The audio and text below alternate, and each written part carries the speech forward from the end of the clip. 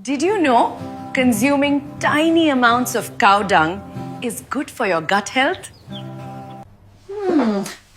As a proper Brit, I love 2 in the pink and 1 in the stink, if you know what I mean. This is the best goat you will ever eat. Oh, it is super. I made you a traditional Amazonian meal. Only the best grubs and mealworms for my king. There is nothing more tender than puppy meat. My cooter is itching. Might have to go to the doctor. Habibi, I need you to eat well. We have an explosive afternoon planned. Inshallah, we will meet again in the afterlife. I'm about to head down to the hospital for work. Make sure you take the pig feet out the oven in an hour. Bobby, you married into this life.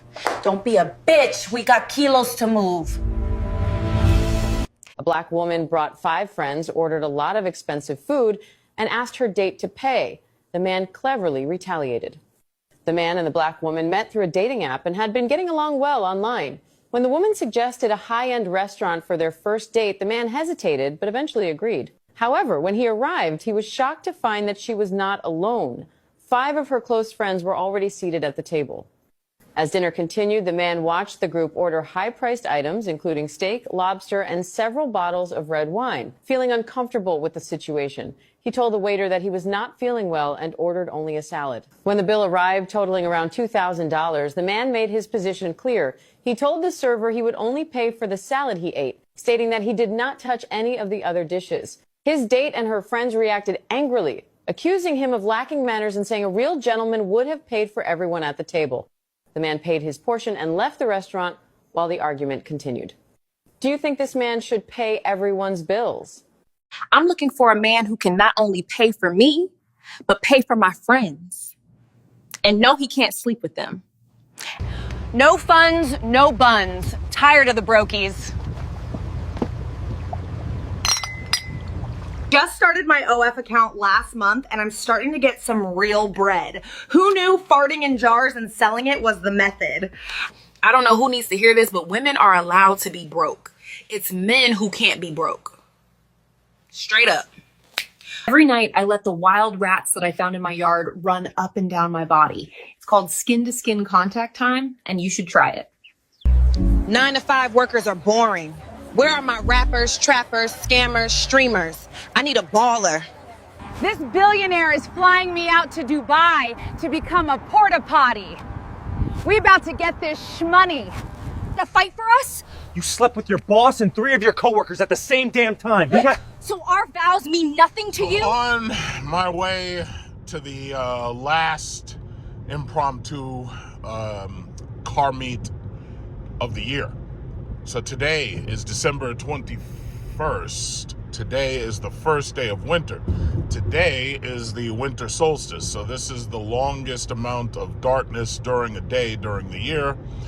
And, I just want to get out and get a couple of things accomplished and then come home and relax because chances are the sun is going down somewhere around 3 or 4 o'clock or something. So I don't want to be out here when it gets dark. Like right around here, this is Roosevelt Field Mall. And, this mall has started getting extremely crazy and crowded lately.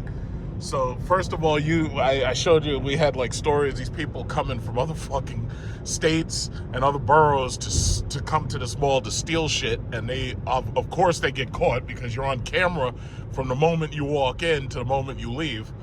And on top of that, like the traffic is nuts here. Like it's a really big mall, but a lot of these people come here just so that they could be seen. It used to be like I would go to the mall just to, look around and everything. But now you have so many other people doing that. Like, I don't know if they're coming just for the exercise or what, but a lot of these people, they're coming here just to be seen. They're not really coming here to really shop per se. And then they have a food court there, and a lot of people go to that food court. And a lot of them go to that food court, again, just to be seen. Like, those same restaurants are on the fucking street. And you could go to those same restaurants without even having to deal with the parking situation. But do they choose to do that? No. No, they don't. So, long story short, it's like I do my best not to be in the mall if I don't have to be. But if you do go, it's good. It's best to like get there early and, you know, get whatever shopping done you have to do. That looks like a Plaid. Not bad. It's best to get whatever shopping you got to do done and just get out of there. Because when it gets crowded, I mean, you have all types of problems. You got people sideswiping your cars and shit. You got people trying to break into your cars because they think you got goodies in there. And they'll do it too. They will break right into your shit. And then, in some cases, you got people getting carjacked. You know, if you have a cool car and stuff, people will wait for you to come back from shopping and take your goddamn keys. And take your car. Like that happened over at, what was it, Short Hills Mall, New Jersey. This woman had a Lamborghini Urus and some dudes fucking carjacked her. I don't know if she ever got it back because you never actually hear the aftermath. But I don't know if she got that car back because, you know, problem is with cars like that, you know, people steal them, take them and chop them up, and now you'll never see that thing again. And, you know, the insurance companies are always out to screw you, so they're not planning on giving you the money that you need to buy another one. So it's like you're just assed out. It's like, can't have nothing. Can't have nothing. But, yeah, so I'm just going over to this car show, see what's popping. And, oh, that lady look like she's up there arguing with herself. What's wrong with her? Yeah, look at her. She's up there arguing with herself. There's nobody else in the car, and she looks quite upset. Becky is not happy. Something Chad or Brad did, apparently. You get your fingers out your nose. Look at her. Look at her. She's just mad. I don't know. It's too early in the morning. It's not even 11 o'clock yet. It's too early for that shit. Don't let Brad and Chad make you upset. I mean, it's too early for that. Come on. Fortunately, it's not too cold. It's 47 degrees. Normally, you know, it would be colder than that, but 47, that's pretty good. You can walk around, you can have a sweatshirt and a hat and everything. That's pretty good. And get past this boring ass Subaru.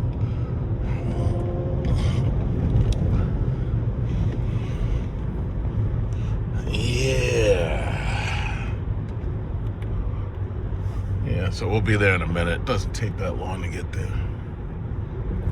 Hopefully I didn't miss, because see, they usually wait until like the last minute. They don't usually leave until about 11 o'clock. Uh-oh, Jeep SRT. Got Jeep SRT right here. But it's the old one.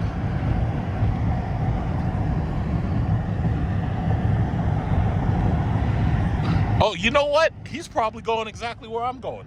Let's look at that license plate. LSL, right? Yeah, I think he's probably going the same place I'm going. I remember when I first saw a Jeep SRT, I was like, wow, that's pretty cool. They have the pipes in the middle. That must be the special one. That was way, way, way back. That was like 2007. I was with my uncle and I was looking at that thing. I was like, yeah, that's pretty cool. But the WK2 model is the one I bought because it was just, it was irresistible. And we got a guy right here with this BMW. That's the XM. Oh, he might be going to the same place I'm going to. Where's that license plate? HSK. Yeah, he may be going the same place I'm going. Who knows? Those are ugly. And you may remember, like, I made a video where I got invited to a BMW launch party for the XM. And I drove it.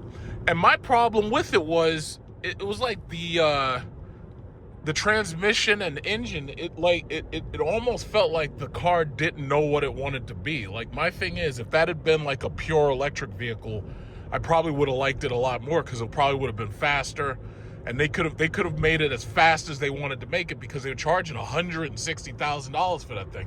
And I'm like, why would you have a party for the launch of a car that's $160,000 when your electric vehicles, the XM, the i4, the i7, are way better vehicles that people could actually afford? It's like, why am I here for that? You know, it's like if you had that party for the i7, and I did get invited to an i7 party because I made a video about that when the i7 first came out. And I really like the i7. I like the Mercedes S-Class way more, but the i7 is like the i7, the i4, the iX. They could have made that party for those cars and it would have made way more sense. It's like people can afford those things. Like, why are you bringing us here for this car is $160,000, and you're never going to sell as many as Lamborghini is going to sell those Uruses, even though the Urus is twice as much. Anybody who's got that kind of money, they want the Urus. They don't want no damn BMW. Who's paying that kind of money for a damn BMW? Doesn't make sense. That X7, in fact, made more sense, because I took my mom, we made a video, and I had her drive the X7. But she didn't need anything with a third row. That's part of the reason why she never bought like a Cadillac, what is that thing called, the XT6 or a Vistic. She didn't need a third row Cadillac. You know, but that's really what's selling these vehicles. A lot of these cars are selling based solely on the fact that they have a third row. You know, like I have no idea what possesses somebody or what mental state you have to be in to overpay on a Hyundai Palisade or a Kia Telluride. Because those people, like that Acura MDX, that's another one, those third row, fuck. You know, and I was having this conversation yesterday. People want you to call it anything else but a minivan when that's basically exactly what it is, or a wagon. They don't want you to call their car a wagon, but that's exactly what the fucking car is. Wow, look, we got some guys here working. Let me just slow down a little. But they don't want you to call the car a minivan. They don't want you to call it a wagon when that's basically exactly what you're driving. They want you to call it an SUV. It's like, yeah, you can call it an SUV. That shit look like a minivan. It's just with that lucid gravity. That thing is a minivan. Now, I'm not trying to take away from it by calling it a minivan. I just think it looks like a fucking minivan. It looks, if you blacked it out and took the silhouette and put it next to a Chrysler Pacifica or a Kia Carnival, they look the same. They're minivans. Just call it what it is. Call it an electric minivan. There's some people out there that still buy minivans. I'm not one of them. But, you know, if I had to do road trips with a family and stuff, you know, I would have a minivan. I would absolutely have a minivan. You know.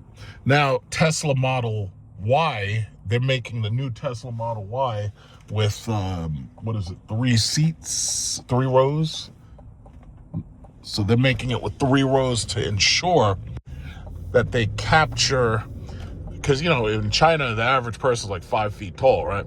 So you could literally sit like 7 of them in one of them little ass Tesla Model Ys, as long as you don't have any bags of cargo that you got to take with you. You know, here in America, everybody's McLarge huge. So we need cars like that. We need like that Tahoe, that Suburban, you know, Navigator, Expedition. We need big cars because everybody's here is huge. And we need lots of space. You know, like that one. All right, good. I'm almost here. Passing by the hospital.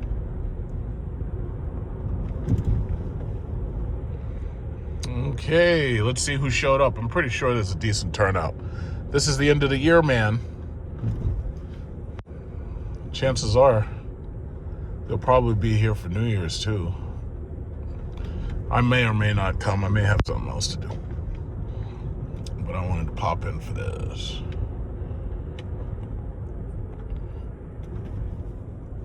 Is this it? No, it's the next one. Yeah, they're going in there right now because some of them are getting ready to work at Macy's. I may stop into Macy's. You know, I hate shopping at Macy's. It's too expensive. It's like they overcharge you on everything. And then, God forbid, you try to use a credit card. They're charging you 28% interest.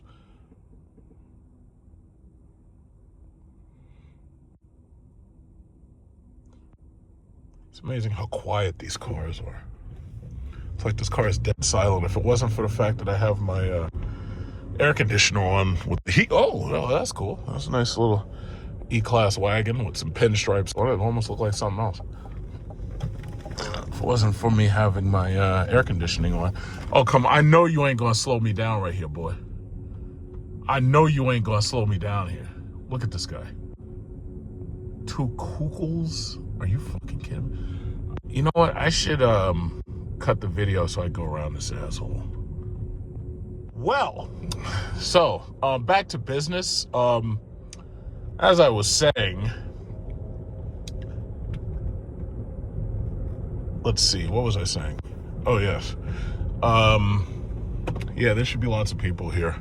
Wait, did Macy's open early, or are these just the people here parking? Chances are those are people. You know what? I'm gonna go this way because it's easier to navigate around all that shit. I'm gonna go this way. Navigate around all the freaking stuff and everything.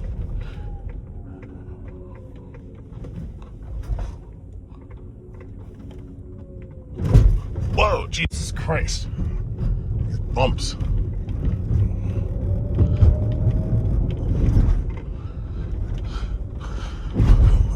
Wow. I'm gonna do something back here. Fix this up. Wait a minute. Are they here?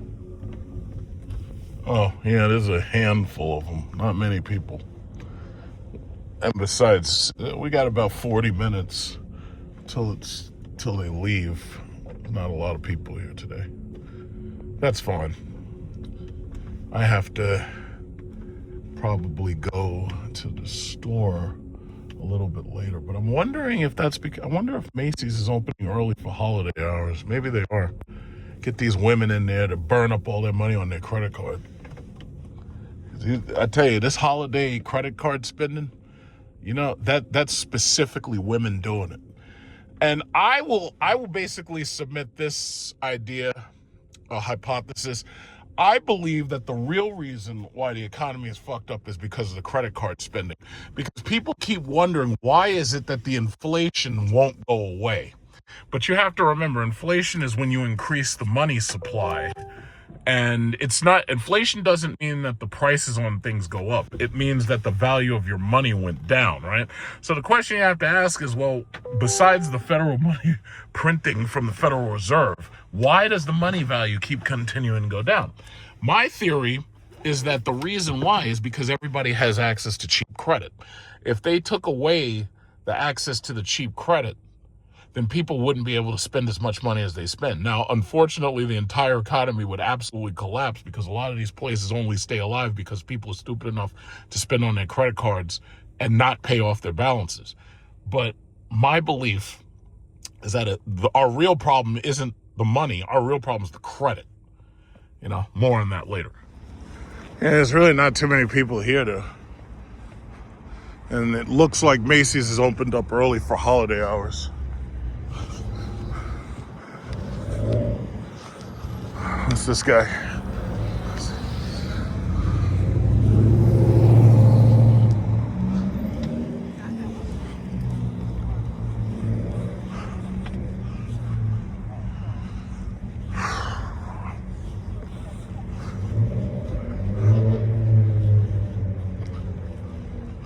See if there's anything fun. Well, no, this is not like a couple of weeks back. A couple of weeks back, they had a lot of stuff here.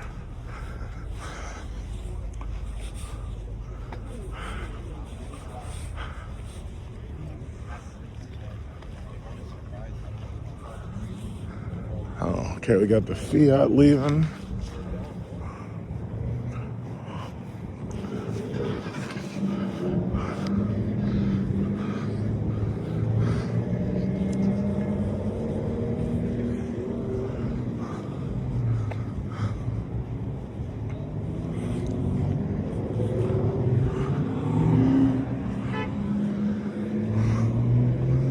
Yeah, something tells me I ain't gonna be here too long.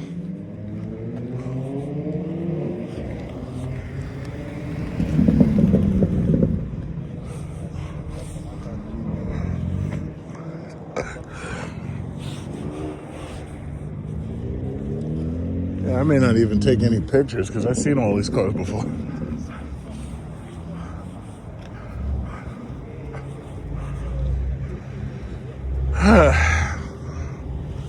I'm a little disappointed. I thought there'd be more people here.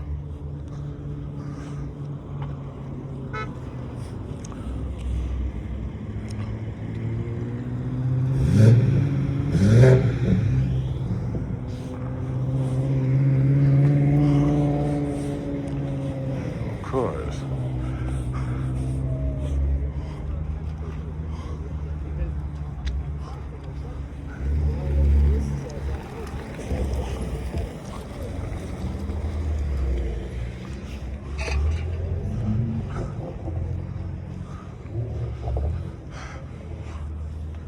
Not too many people here.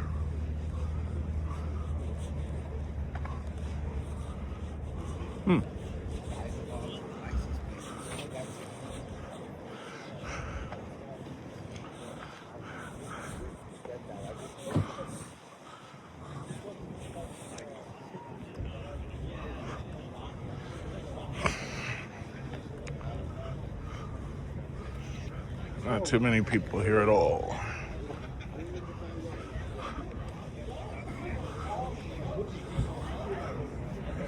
It's a Porsche, isn't it?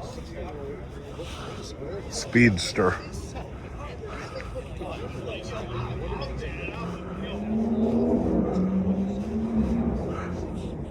It's a Bentley.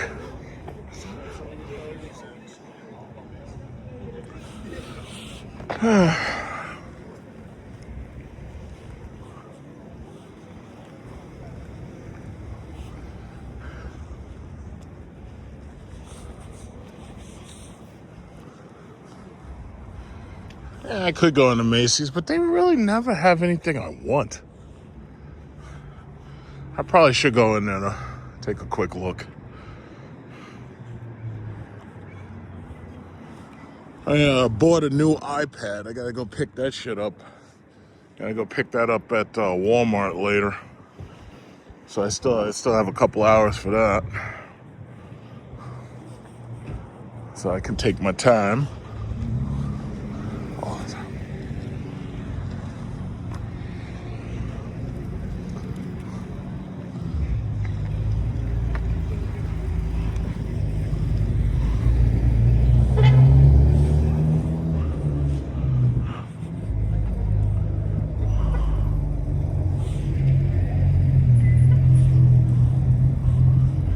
Really ain't nobody out here today, so I'm gonna cut this short. But here's my thing, man. I tell you, if we didn't have credit cards, you would see all of the numbers that they use to report on the economy. You'd see all of that shit change over like immediately. If we didn't have credit cards, man. Because see, one thing people got to understand, when you expand the money supply in any way, what you're basically doing is you're increasing demand. And what ends up happening is if the demand goes up, the supply gets bought up, it goes down. Now, expanding the money supply doesn't have to only be printing more money. Expanding the money supply can be making it so that everybody has a fucking credit card, whether they can pay the bills or not.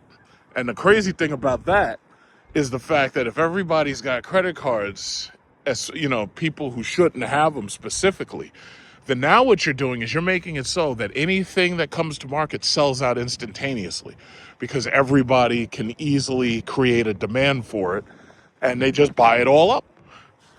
And that includes your food, that includes clothing, that includes electronics, that includes toys, it includes jewelry, everything.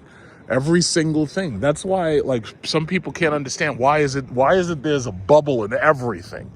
Like, I'm thinking about that RAM shortage. The RAM shortage, I won't blame it solely on Micron, but basically Micron said, you know what we're going to do? We're going to stop making these memory modules for all these stupid-ass kids that keep spending up all their fucking money by using a credit card and buying up all this shit so that they can show off their computer on the internet, right?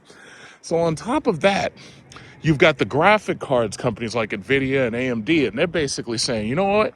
We're thinking about pulling back on graphics cards because these dumbass kids think that they need to spend thousands of dollars just to be able to play a fucking video game. And then they need to upgrade every single time a new card is available. They're wasting money.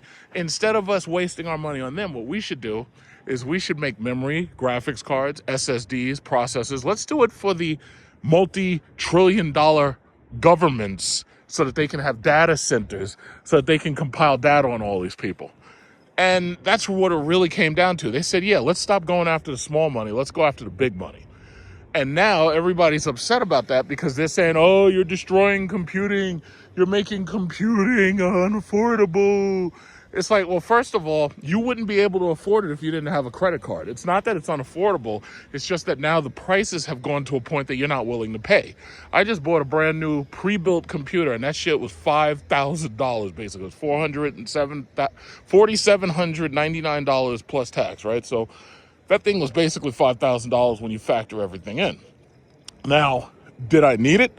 For the next 10 years, I would say I'm comfortable having this computer, and I'm not going to upgrade it unless I'm just buying more memory, or storage, I should say. I don't need more memory. It came full of memory. But the thing about it is you're dealing with people who feel it necessary.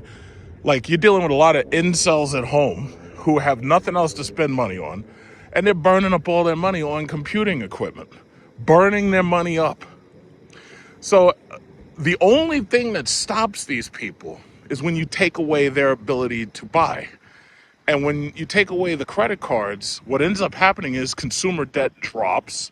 And we saw this during 2008, because during 2008, when we had that crisis, they stopped issuing credit cards for a while, and they stopped issuing loans for a while. All of a sudden, consumer savings started going up, and consumer debt stopped rising. And we actually saw that for the first time. The other time that we saw that was during COVID, because now that these people weren't going out every single day and they weren't being able to shop because the stores were all fucking closed, all of a sudden consumer savings started going up. You know, what was it? We're basically approaching $39 trillion in debt. Now, Trump said all this bullshit about, oh yeah, well, I'm going to stop the national debt. I'm going to cut down the national debt. He didn't do none of that shit. He's up there saying, oh yeah, well, we're going to get $2,000 tariff checks, and we're going to get $5,000 Doge checks and all this bullshit. How much of that has happened? Because I haven't seen a single motherfucking check arrive in any of my mailboxes, okay? I'll say it like that. Haven't seen one. Uh-oh. You guys paying attention, right? I don't want to see y'all guys get in an accident, not with the G-Wagon here. But, yeah, it's disgusting. It's absolutely disgusting. This entire economy revolves on nothing but consumer debt. Consumer debt only. Look at this lady. She's dressed for Christmas.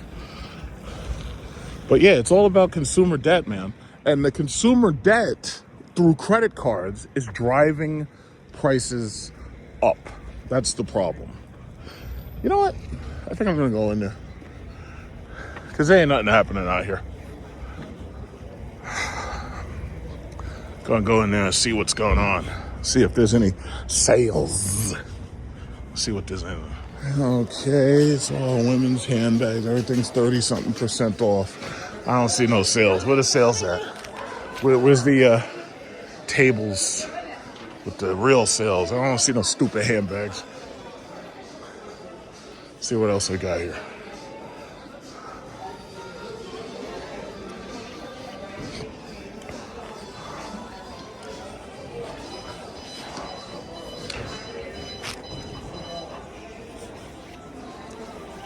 I don't really see anything noteworthy yet.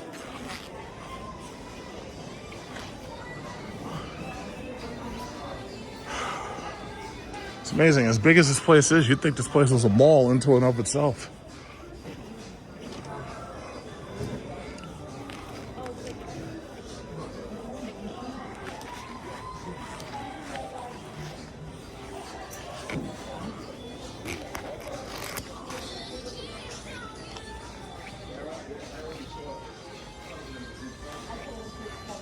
Okay, this is men's.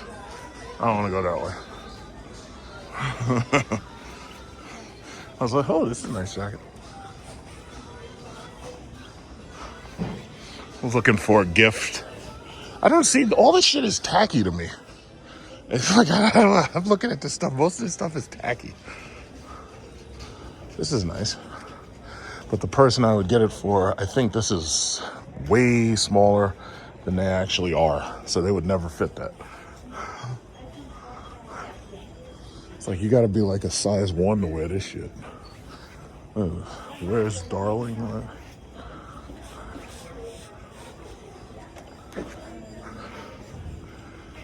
Yeah, you basically have to be like tiny to wear this stuff. I don't see anything even remotely interesting. That's a nice color scheme. I like that. I don't really see it.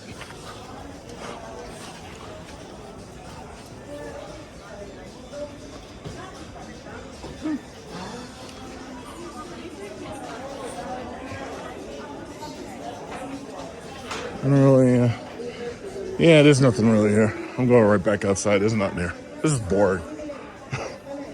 And the shoes. Ugh. A lot of these shoes are tacky. Some of them are good looking, but yeah, I wouldn't buy this stuff even as a gift.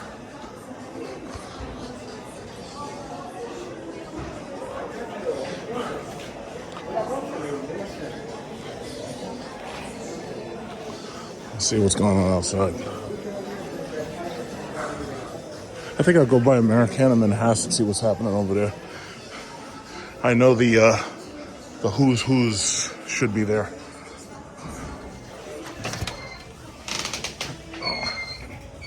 You're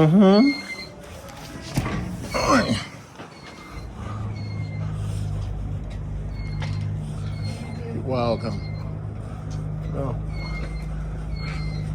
Oh. Oh, hi. Yeah. It's too bad they had double doors. You're welcome. All right. What's going on out here? Nothing. Yeah. So here we are. Christmas is in a couple of days. Winter vacation is coming. I'm a little disappointed. I thought there'd be more people out here. Maybe New Year's, who knows? It's still 10:38, it's still early.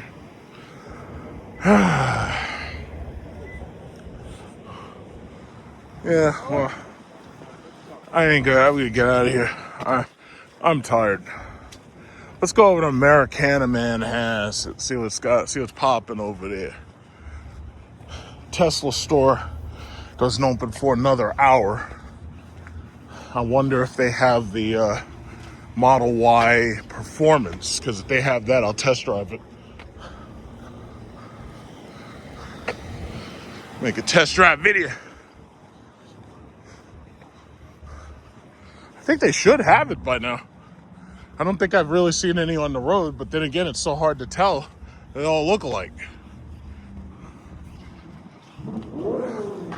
Uh-oh. Somebody's here. Who's that? Who's this?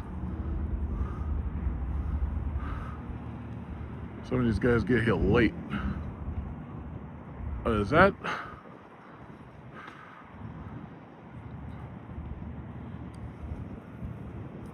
I can't really see it too well.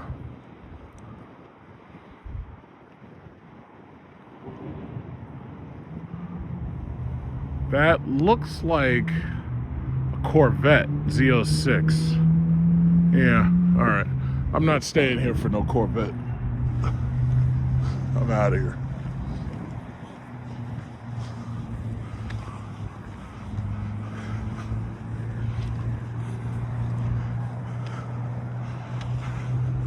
It's a nice place to have them all.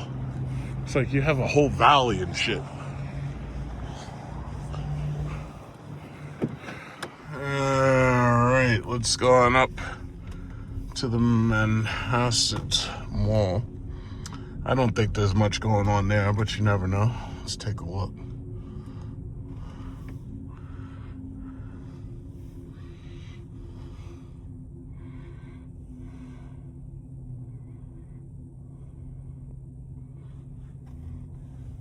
Oh, they all decided to book at the same time. It's only 10:42.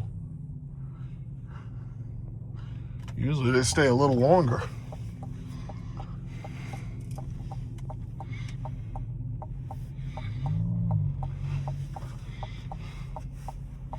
Oh, you know what? I just realized I can turn from this lane. Yeah, let me get ahead of them.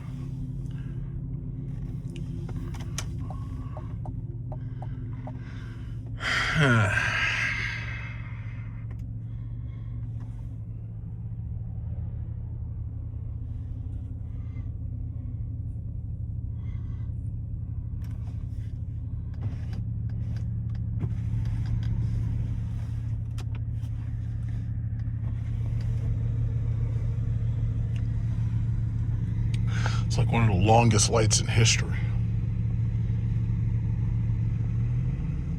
Okay, come on, guys, let's go.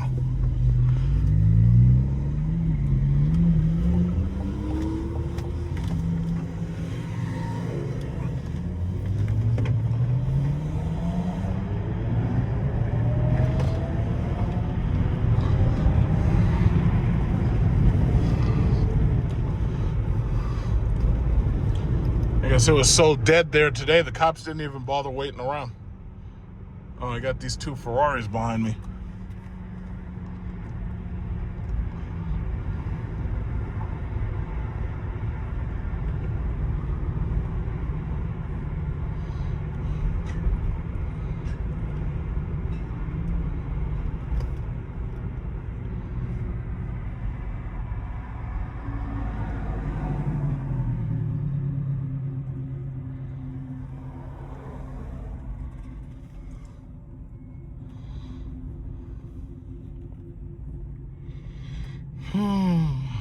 It's quiet today. Very quiet today.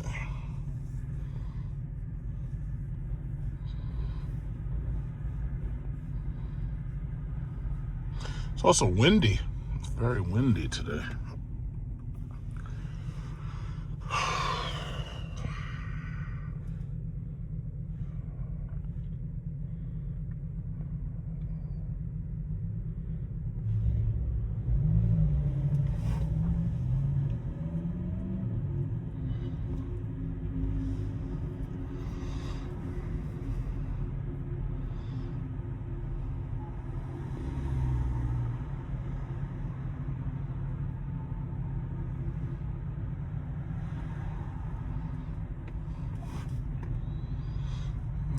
What is that, a Corvette area?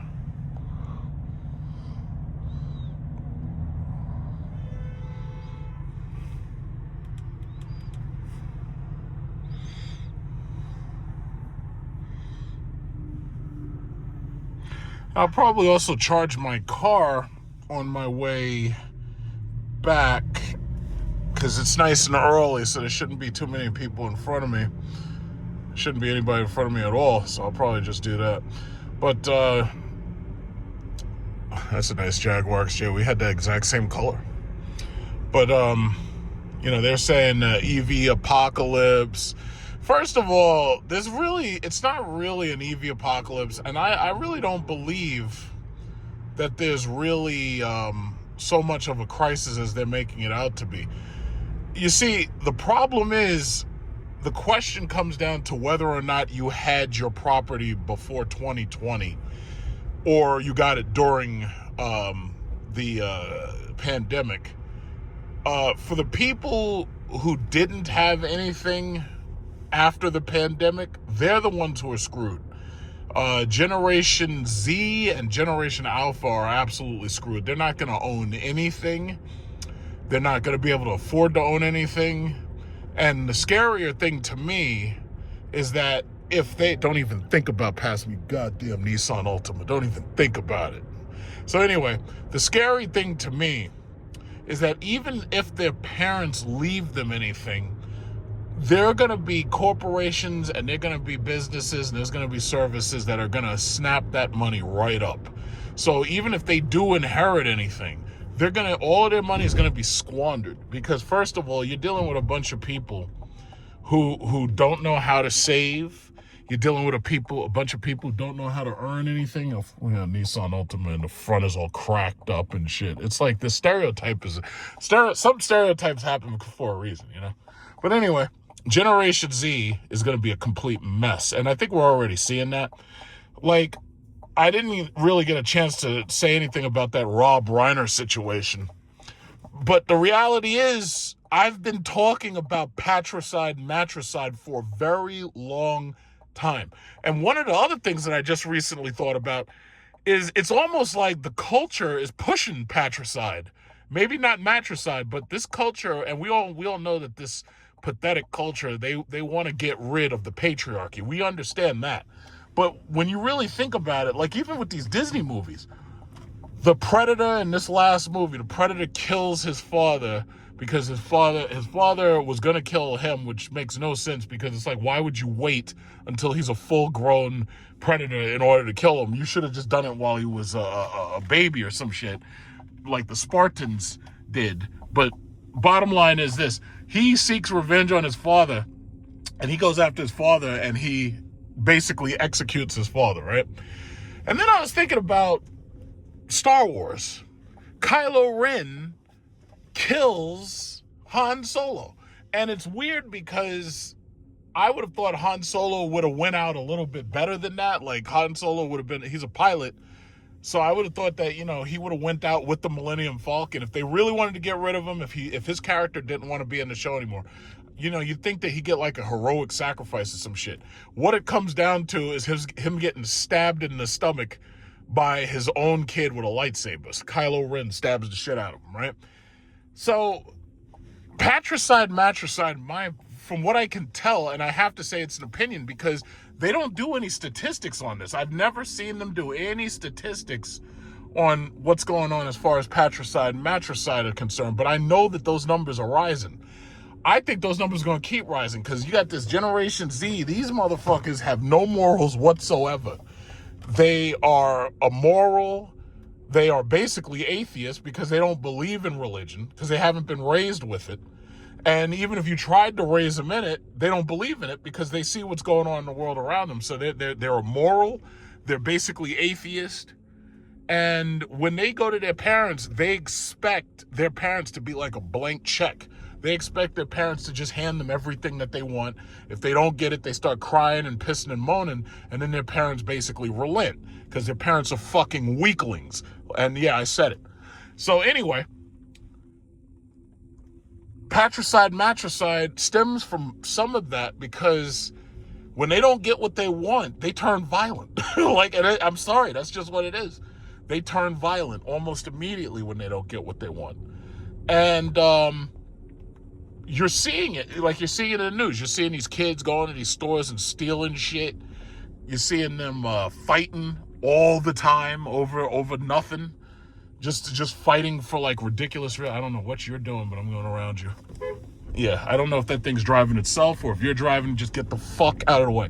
So anyway, I feel that Generation Z is becoming more violent, and like they have these flashes of violence. Like it's not like they have rage built up, like you're in a video game and the video game says, okay, your rage meter is filled. Now all you have to do is hit L and R together, right?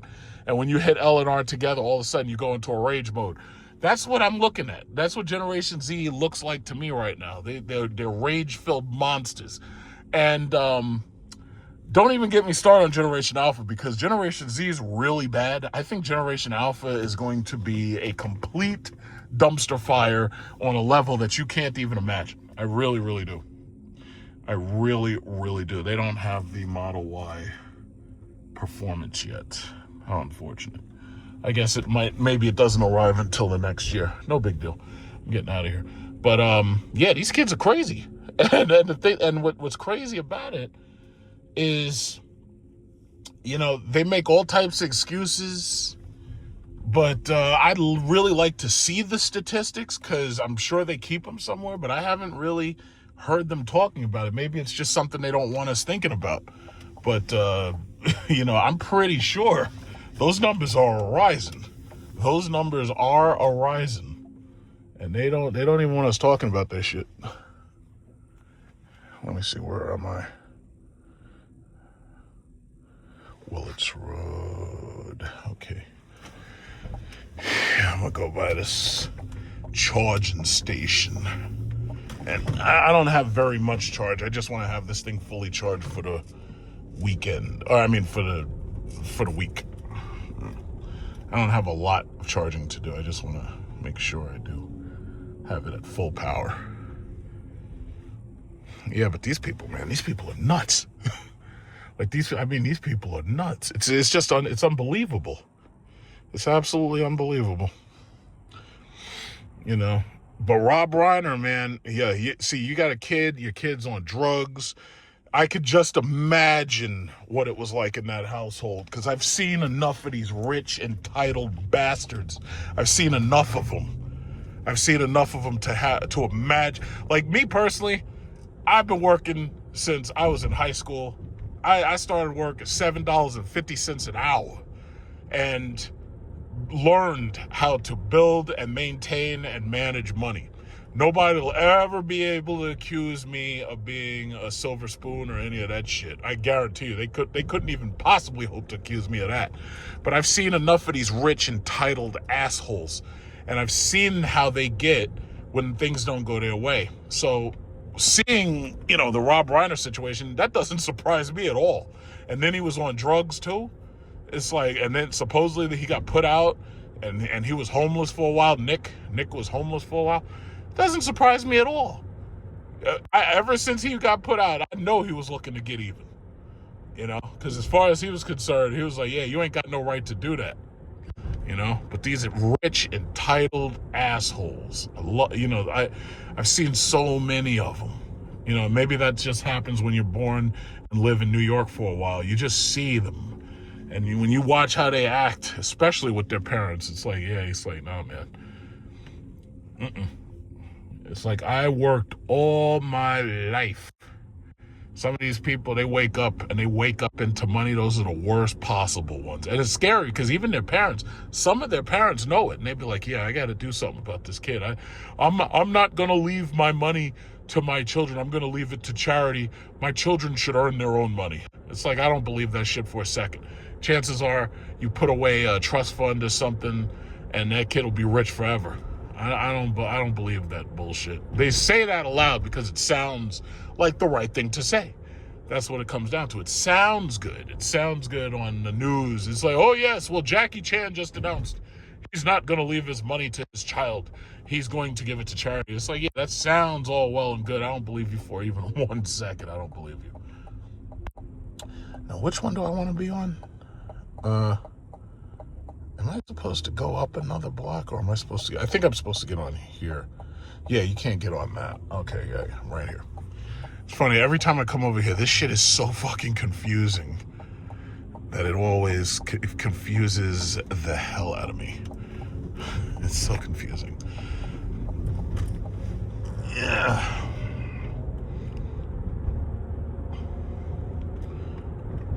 But well, and it's messed up because it wasn't just the father. He got the mom too. Chopped them up. Chopped up the daddy, chopped up the mom. I mean, right there, you got a patricide and a matricide at the same damn time. At the same damn time, commit the same damn crime. It's amazing. Chopped them both up.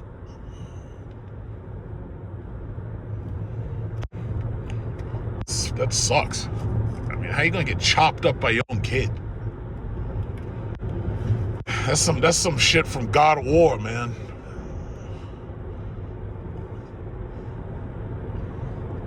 Like Nick's outside screaming at Rob Reiner. Rob, I bring the destruction of Olympus. And then he comes in and chops you up. They're like, that's just messed up, man. Come on. How do y'all let this happen? Y'all need new parenting skills. From me. Because I guarantee you, I would have brought that bastard up. I'd have put my foot right up his ass. I'd have made him afraid to pick up a knife. Shit. You're gonna let your kids chop you up like you're sushi. That's messed up, man. That's a goddamn shame. This guy. Look at this guy. Hey, what's up? He's up there looking at me. Yeah. Well, you're up there driving all slow and shit, so you must want to be on video, I guess. I don't know. Don't look too hard, because I got this Desert Eagle here, and that shit loaded, so don't look too hard at me. Don't look too hard. Just keep it moving. Let's see. Hauppauge, Northern State. I think this is where I am supposed to be. Yes. This is so confusing. You better back off, Audi, because I swear to God, you hit me. You don't want me getting out this car. Back off. Don't speed up. Back off. That's right, you back off. You better back off. Freaking stupid ass Audi up there gonna speed up and then blow at me. You must be crazy. You must be crazy. I'll fix your problem. No, I'll fix your problem. Guy's out of his mind. So anyway. Yeah, that is 3 of you idiots all stacked up like morons because this idiot wants to speed. Yeah, you dummy. Yeah, anyway, yeah, I see you. I'm watching you. Don't you dare think about nothing. You try that road rage shit with me, there'll be holes in the side of your car. Don't even try it. Don't even think about it. Okay, so where were we? I was talking about Rob Reiner, I believe. Yes. Yeah, it's a damn shame. It really is a damn shame. Maybe I should go to Target. No, I really don't want to do that. This is Willits Road. Willits Road. Oh, yeah, I'm nowhere near. Yeah, okay. I'm not going to Target. I'll go to the other one because the other one is nice and fast. So we have a brand. I made a short little video clip about it. We have a new charging station. And as you know, my free charging ends in January, at which point I will be charging at home. And I am glad to see that, you know, EVgo put up a new charging station for regular, what are these things called, CCS combo cars. But I really do believe that the speed at which they've been erecting these new stations is too slow. Tesla has really been doing the best job, but then again, Tesla has the money. Like, Tesla has more than enough money, and I'm pretty sure Elon Musk already understands that by you know, having the most access, I would say, to, in fact, I'm gonna go to Glen Cove Road. Like, Elon Musk understands. He's like, yeah, by having all of this access to these chargers, south is Hempstead, north is, fuck, I can't even remember. This shit is so fucking confusing. I think it's this way. Okay. Yeah, okay, I know where I am. This is fucking confusing as fuck. But anyway, Elon Musk is, you know, he's trying to make more and more money making Tesla basically a charging station. So they make cars, obviously they make batteries, they license FSD software for full self-driving. Nobody's buying it, which is really interesting to me because they were licensing it, but nobody wants it. Because just about everybody who's building autonomous driving, they want to have their own. They want to make it so their cars have all types of stuff like LiDAR, ultrasound. Elon Musk is like, yeah, well, all you need is cameras, and nobody wants that. They're like, no, we want to make it so that these things can see everything around them, and we want to make it so that these things are safe. I think the next generation of electric vehicles, and probably vehicles in general, the autonomous driving is going to be a lot better. And, you know, Tesla does get credit for some of that, but the reality is nobody wants the Tesla software. They want to make their own, and they want to have more stuff attached to it to make sure that these things are as safe as possible. Like, it's funny because I hear so many people, like, I've driven the full self-driving. I did it on video with the Cybertruck, and I did it with the, what is that thing called? The Model Y. But that thing is scary as fuck because it's willing to put you into situations where you yourself know that these situations are extremely dangerous, like with the crossings. Wait a minute, did I make the right? Fuck. I mean, didn't make the right. Okay, you know what? I think maybe I'll just go to Target because there shouldn't be too many people there. It's early. I'll go to Target. Yeah. But yeah, it's so confusing in the directions because they for certain things they don't have enough signs. But anyway, I don't even want to deal with the stock anymore. I've made my money already on Tesla.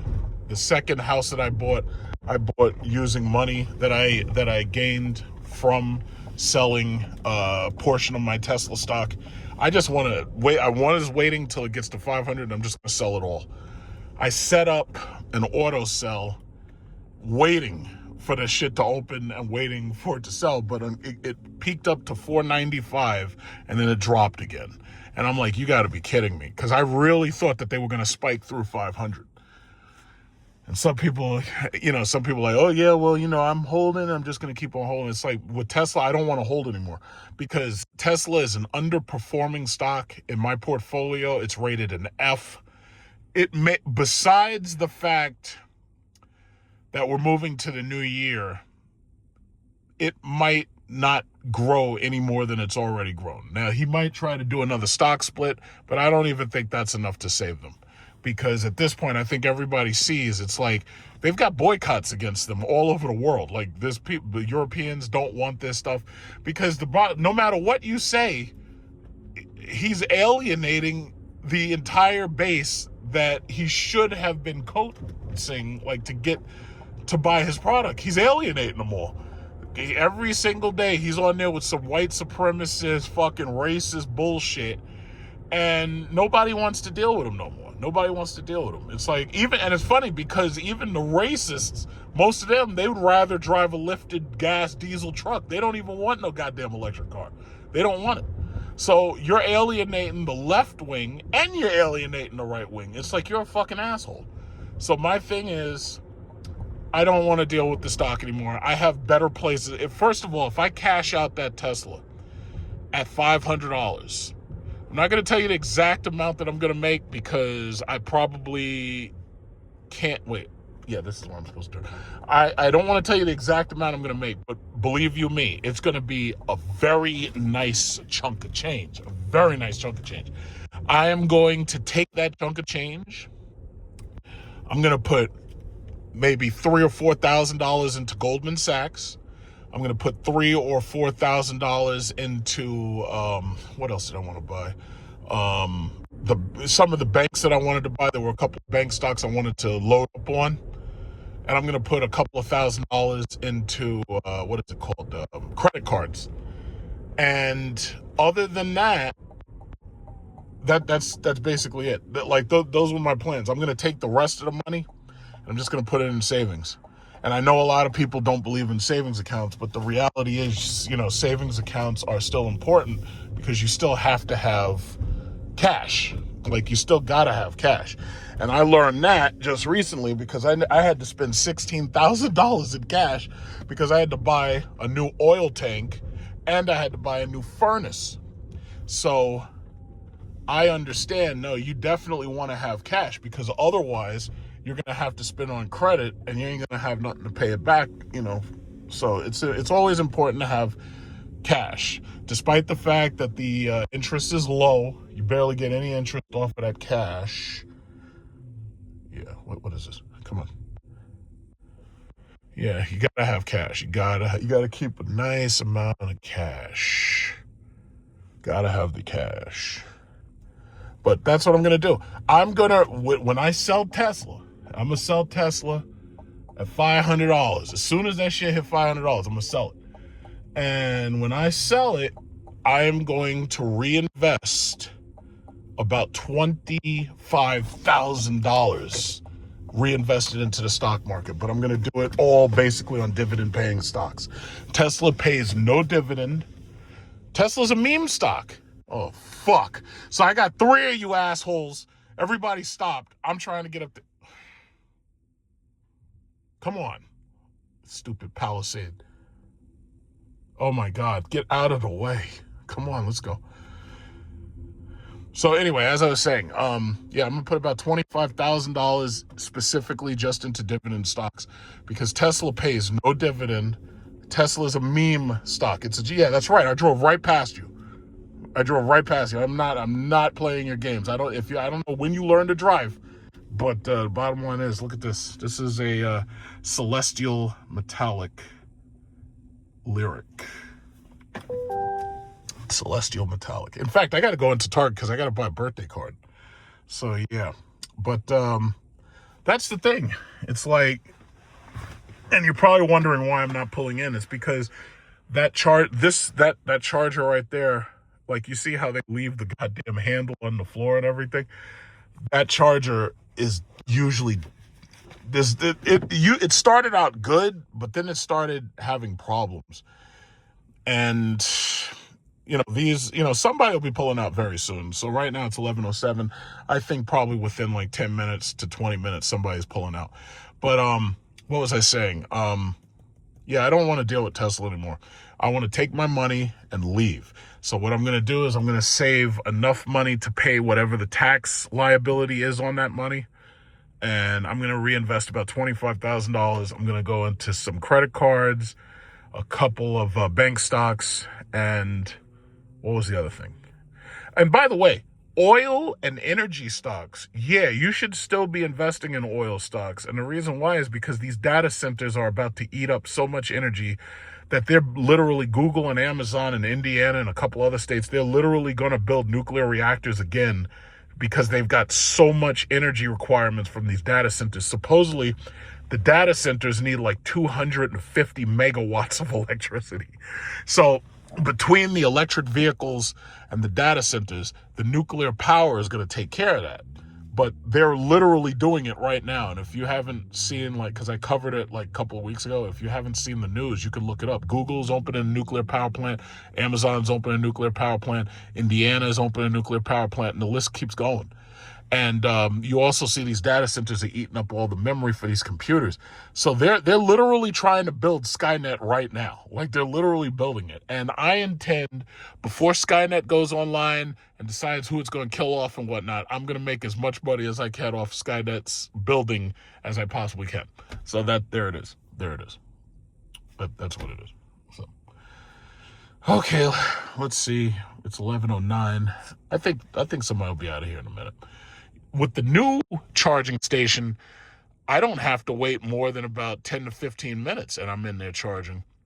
But again, the only reason why I'm even here is because I drive for free. Like right now, I have 25,139 miles. I've been driving this car 1,000 miles a month for free. I haven't had to change tires. I haven't had to do oil changes because there are no oils. There's no oil. I haven't had to change anything in this car except windshield wiper fluid.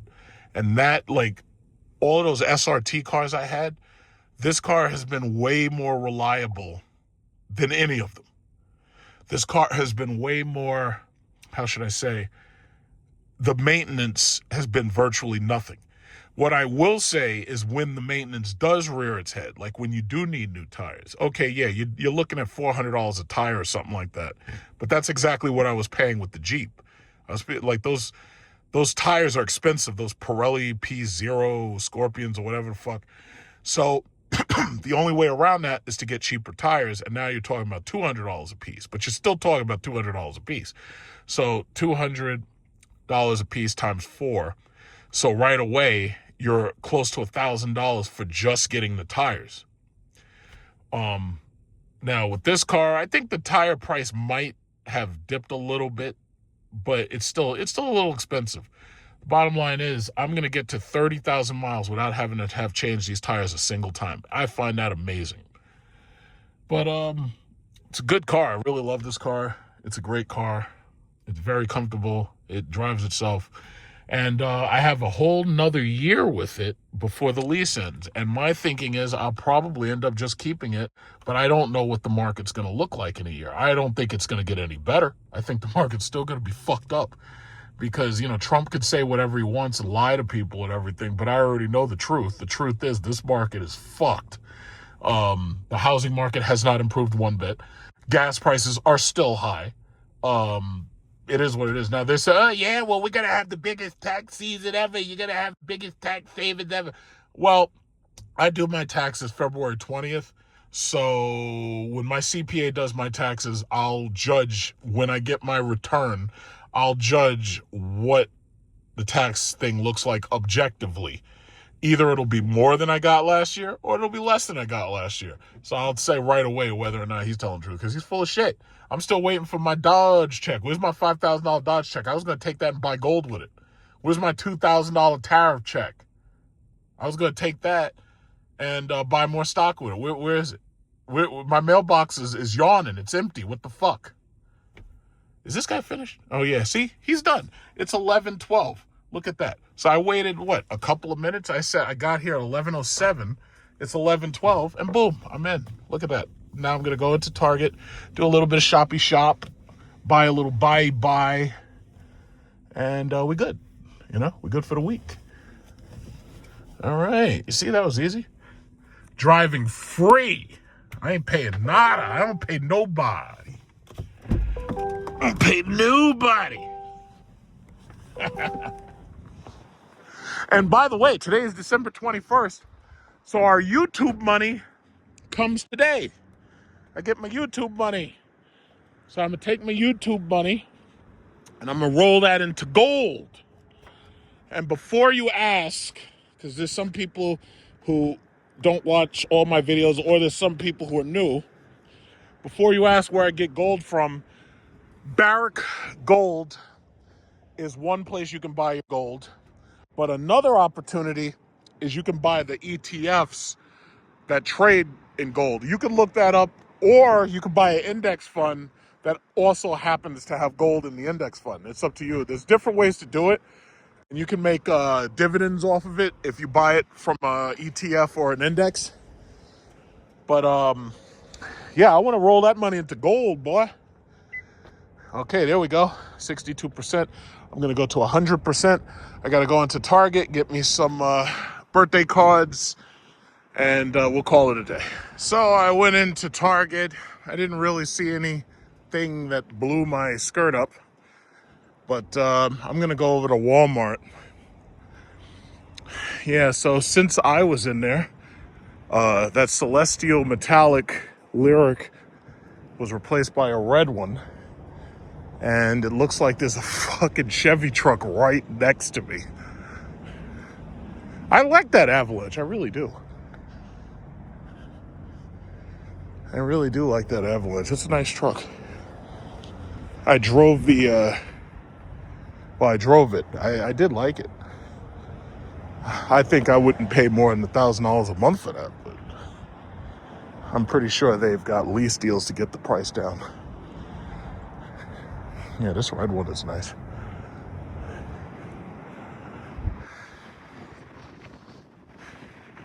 Black wheels. But he didn't get the sport trim. He just got the black wheels. The sport trim would have had darker chrome there. Yeah. Hey, good morning. How you doing? Yeah. All right. So on to Walmart. Really can't think it can be understated how well GM did with this recent generation of cars. Like, they made all the cars, gas and electric. They made them like all really good. And I will say Kia's been doing pretty good too, because there's a Kia Telluride right there.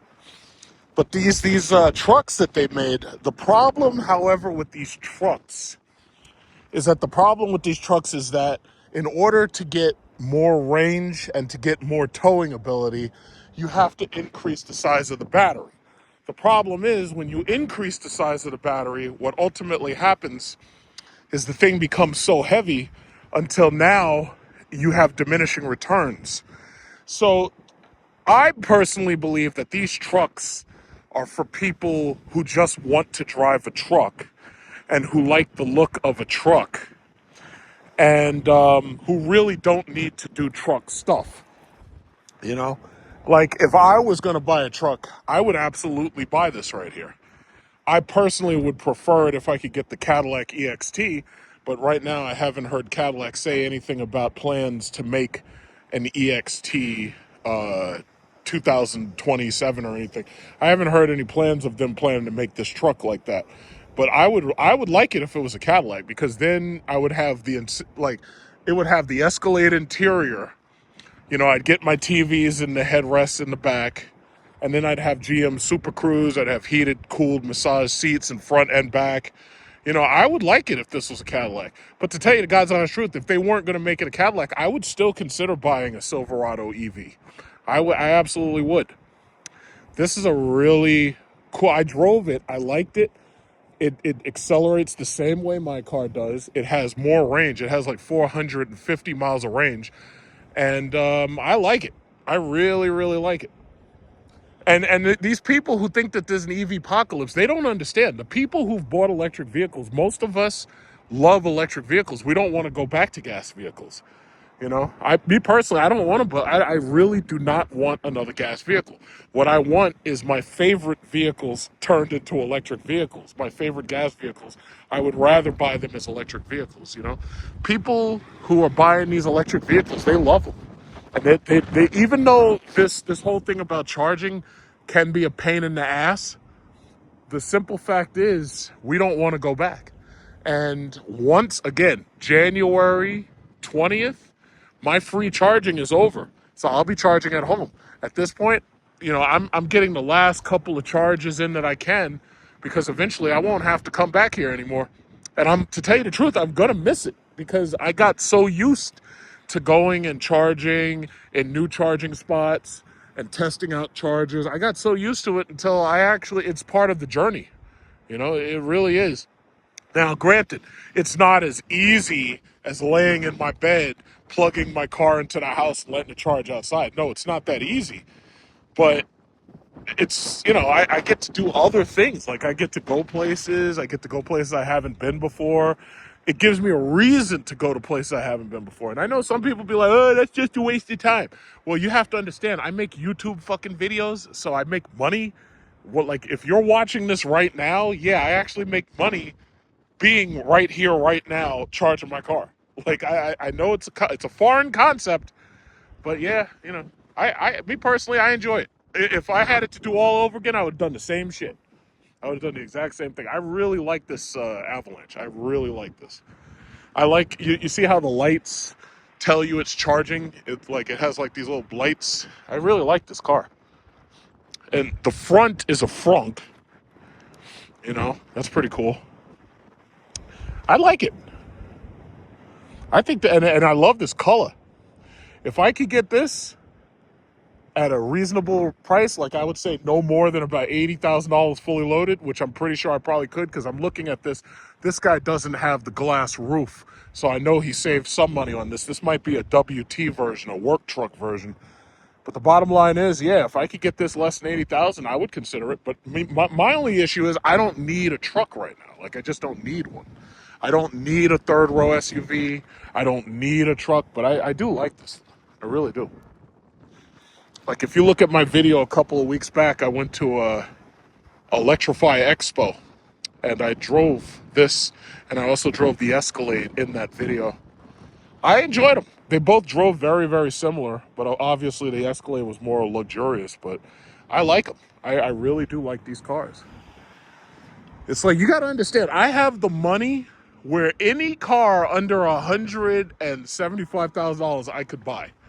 And to tell you the truth, I bought the Lyric, and I was happy. I just didn't look back. I had them build the car for me, and I ended up getting a car with slightly more features, but I was very, very, very happy with it. And I was way more happy than with Chrysler and Dodge, because with those cars, I was going back and forth to the fucking shop every single goddamn month. There was always something wrong. And if it wasn't every month, it was every 2 months. And then what broke the camel's back for me was with my Jeep. They acted like they didn't give a fuck about me. Like, they're like, oh, well, here we have a customer who's willing to spend $85,000 on one of our cars, a customer who's willing to spend $76,000 on another car. So you know what? Let's treat him like shit, and let's put him, we're not even going to give him a loaner when he brings his car in for service. We're not going to give him a loaner. So I was like, yeah, okay, fuck you. I'm taking my money. I'm going somewhere else. And I just went over to GM, Cadillac. I'm happy. I'd go over to Mercedes. When Mercedes makes what I really, really want, I'll buy a Mercedes. But to tell you the truth, no, Jeep, SRT, and all them motherfuckers are dead. They killed Carlos Tavares. Should be in prison for what he did to this company. And I know it's not them. It's not the people. Carlos Tavares, they should find him right now and throw him head first into a cell. And if the government would let me do it, I'd go get him right now. I would go get him. I would go get him like ice. I'd get him right now. But, it's better to just be happy with what we got, just to forget it. But when I think back to, how pissed off I was having to deal with my cars, dealing with Stellantis, man, let me tell you something. Carlos Tavares, you better sleep with one eye open, because I'd come get you right now if I could. I'd come get you. And I'm pretty sure the Mopar community would love to see me do it. I'm pretty sure they would. They'd applaud my ass for doing that shit. I'd go get him. He'd going right into a cell. But yeah, that's it. It's a nice car. I really do like this car, man. I love this color. It's not the same silver I got. It's just a real nice color. I like that. I really do. I'm almost done. I'm at 90%. I should be done in about 10 minutes, and then I'm out of here. I gotta go to Walmart. Bye. I just decided to come right by and take a quick look in the Tesla showroom, dealership, whatever you want to call it. I just wanted to see if they have the Model Y Performance. I don't see it. They might have it. A lot of these cars are brand new, unsold. So I just wanted to see if they have that car, because if they had it, I was gonna test drive that shit. Like I'm pretty sure they should have the standard here. But in fact, let me ask. This looks like a model. Excuse me, sorry to bother you. Do you have the Model Y Performance yet? We have, it may be in the parking lot, just not on display. Not on display? Not test drivable? No, I don't think so. Not right now. Yeah, but I wanted to see it and I wanted to drive it, take a look at it first. But you don't have it. Maybe mid-January to ending. Mid-January? Yeah. Okay. Give it about like 3 weeks. 3 weeks? Okay. Thank you. Yeah, I'm sure you could order it. I just want to drive the thing. Yeah, I just want to drive it. It's like, I can't see buying. They said they have it on display. They said they had it on display, though. So if they had it on display, I could actually, if they have it on display, no, what did they say? They said they might have it on the floor? Well, basically, that means I could just look for it, because that would mean that it would be here. But I don't see it. Yeah, it's so hard to even figure out where these damn things. So that's a Model X Plaid. You know, that's easy to spot. That's easy to spot right there. I don't know why somebody would put a badge on the front of that ugly ass thing. See, I know to spot it just from looking at the seats, because the seats have this that plaid badge in it.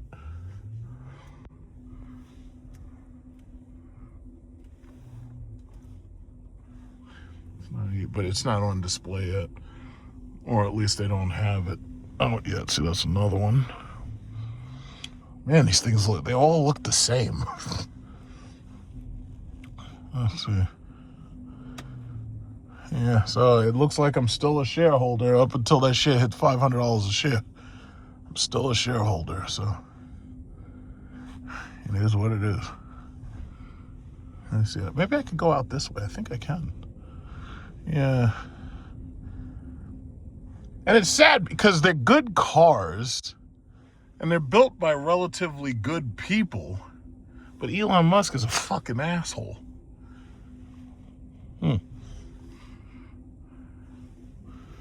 Yeah, I don't see any. I don't see it. All right, well, I guess I'll come back. Yeah, I'll just drive it another day. Besides, it's like even when I make videos of well, you know what? No, I'm getting out of here. I'll come back. I'll come back, and what I'll do is I'll drive the thing when they have it available. He said 3 weeks, so my guess it'll probably be 2 or 3 weeks or something like that. So that's no big deal. I'll come back. Whee! Yeah. Because if they had it, I would have drove it right now. Make a little video about it.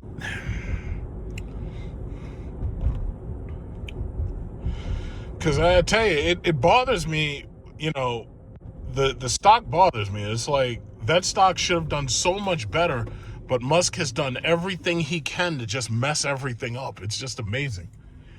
It's like this is the reason why most CEOs, you have no idea what their politics are. You know, there's a lot of CEOs that have been absolute pieces of shit, but the thing about it is you just didn't know. That's the whole point. If you tell everybody, now they boycott your product, you know?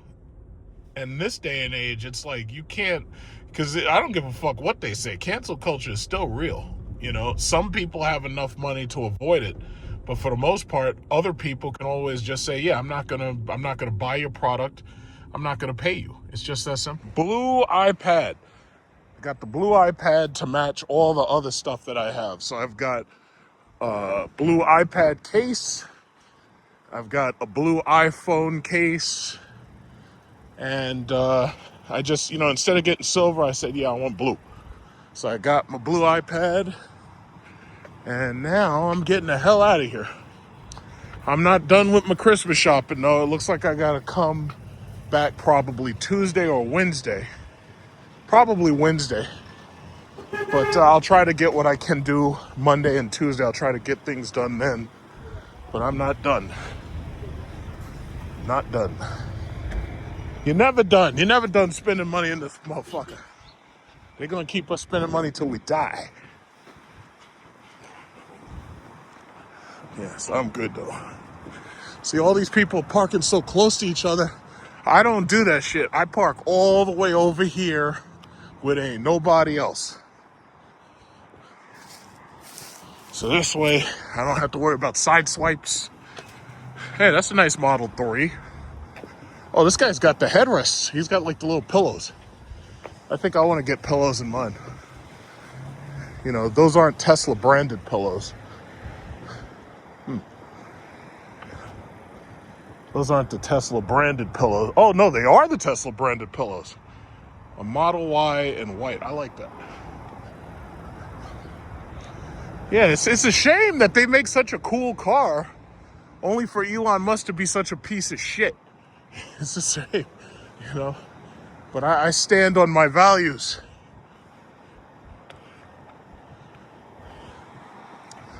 All right, here we go. I'm getting the hell out of here. I'm going home. So as you can see, this is my new iPad. This is a blue A16 2025 iPad. So I was just going to open this thing up in a minute. But I just wanted to say something really quickly. One of the things that I guess I kind of realize about Apple products now, and I'm pretty sure some people have realized it a lot earlier, because I hear a lot of people talking about them on YouTube. One of the biggest problems with these things is that they make it so you can't change the battery yourself. Now, unfortunately, I do see both sides of that situation. First of all, a lot of these things now, specifically the iPhone and the Apple Watch, because I have the Ultra, right? These things are basically waterproof. And I took this watch right with me. We were swimming in Singapore. We were swimming in Bali. You can swim with these things. These things are designed for deep water. They're kind of like divers' watches and stuff. And when they're IP68 water resistant, it's like, you can get them wet. You can use them in the shower, certain things. But the issue ultimately is they when they seal these things, they put like a glue resin, kind of like a rubberized glue resin around the edges to make it so water can't get in. The problem is if you try to change the battery, then that means that resin is going to get, you're going to have to get rid of it. You're going to have to destroy the resin or it'll get old and it'll start cracking. I recently had to take these AirPod Maxes and I had to get the battery changed in these things. Apple refused to do it unless you paid them like $300 or something like that. And even then they had to mail them out. But what we have now is we got these iFixit shops. And the iFixit shop did it for $100. And I'm thinking to myself, I'm like, how could Apple dare charge you $300 for something that costs $500? I was like, that doesn't make a lot of sense. And as far as this iPad, this is the first iPad that I have actually purchased. The other iPad I have is an iPad mini, and it's in my bathroom, and I use it to listen to podcasts when I'm in the shower. But this is the first iPad I've actually purchased myself. And the thing to me is, it's like, I put off purchasing this because I felt that I could always get by just by using my iPhone, whatever iPhone it was. But I bought this iPad. It was $279 at Walmart. The price is also about $279 at Costco. I think probably BJ's. And I think also if you get it from Target. The only thing is you can't usually pick the color you want. Usually you're forced to get silver or whatever else they have. But in this case, I wanted blue because it matched everything else I had. Like my iPhone's blue, my AirPod carrying case is blue. So I was like, yeah, I'll get blue. I don't foresee myself ever buying another pair of these AirPod Maxes. But if I did, I would definitely get black because white gets dirty kind of quickly. And I know I'm going to try cleaning this using like a vinegar solution and maybe like, spray that on there. I'm going to try cleaning this by hand with the microfiber cloth. But for the most part, one of the issues that I have with their products is you can't change the battery yourself. And if you can't change the battery yourself, then that basically means that a lot of this stuff is going to be throwaway. Like this stuff should not be disposable. This stuff should be as repairable and it should be as reusable as possible. It should not be disposable. But this year I treated myself to some goodies. So as you saw, I got my Alienware computer, 64 gigabytes of RAM. You know, I never thought that I'd care about the memory, but now 64 gigabytes of RAM has pushed the price of my computer back from $5,000 up to $6,500. So the Black Friday sale, I got it for $47.99. One of my cousins, she also got the same computer I have, $47.99. But if you try to buy that computer right now, you're going to pay $6,500 plus for, and I'm like, that's crazy. But the RAM shortage, GPUs they're going to be in short supply. Nvidia's already saying they're going to cut back on that stuff. SSDs may end up being in short supply. This AI, there's no such thing as an AI bubble. As far as I'm concerned, that's bullshit. There's no such thing as an AI bubble. What there is the infancy of AI computing is rising up right now. We're in the infancy of it. This is how Skynet gets started. But bottom line is, they're going to stop making products for people like regular consumers, and they're going to sell their equipment to manufacturers who are going to make pre-builts and who are going to make things just like this, finished products. Like they're not going to let you do it yourself anymore. I think ultimately what that means is that they're going to force you to pay for cloud storage because you're going to either have to pay for computing power or you're going to have to pay for not only cloud storage, but you're going to also have to pay for cloud computing. Because if you can't build the computer yourself, then the only other option would be to buy usage of a computer. So that's probably what the end game is. So I like to mix a little bit of market watch in with my videos. I like to mix a little bit of market watch information in there. So long story short, you should be buying. TSM is one I really haven't talked about a whole lot, even though I did tell you to buy it when I made that video, Bet on Chips. You can, I shared it on my community chat when I was telling everybody to buy NVIDIA and Micron and all that stuff long before the prices rose.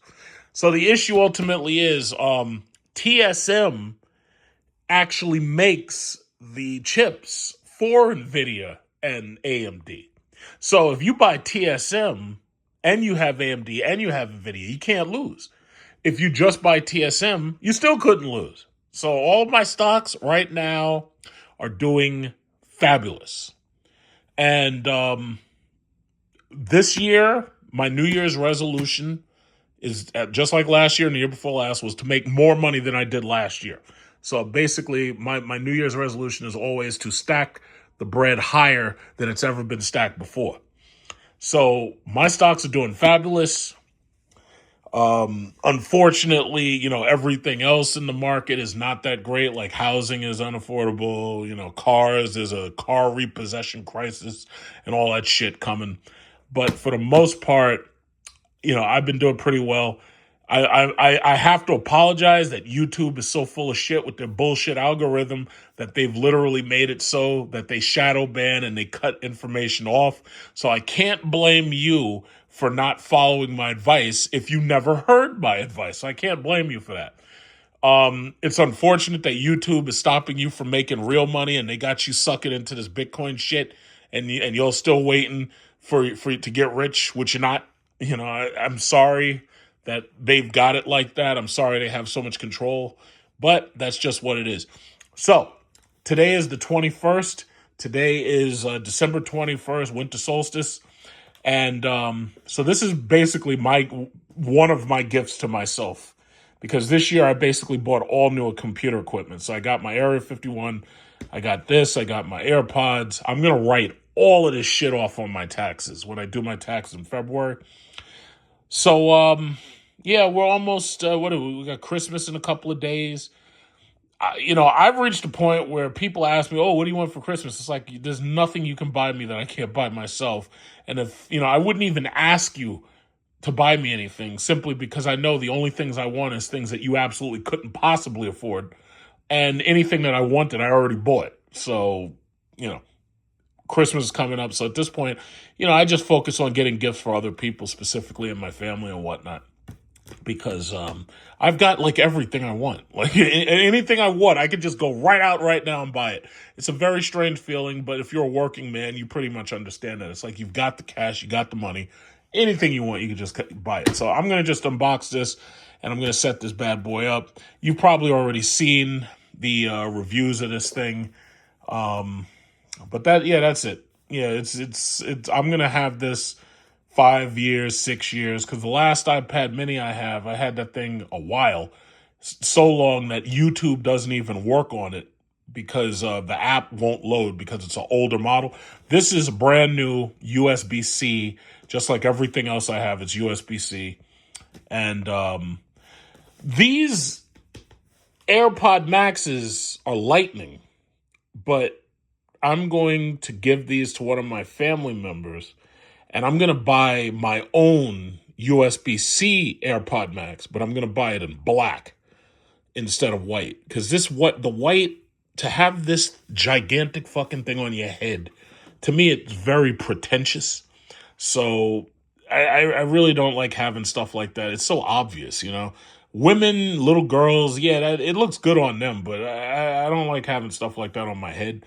I don't mind the AirPods because they're small, but to have this giant, I'll probably take these AirPod Maxes to Vietnam and Cambodia, and I'll use the noise canceling on the airplane so you don't hear the engine. But other than that, it's like, it's a little too big. It's a little too pretentious. I don't like having stuff like that on my head. So, let me just unbox this thing. Just, you've already seen it, but, it is what it is. In Apple style, you get these two little green strips. That's all you have to take off to get to your product. And as you can see, that's my product, my blue iPad 11 A16 chip. And it's funny because I've never really bought, I had a MacBook Air, but I never actually really used it.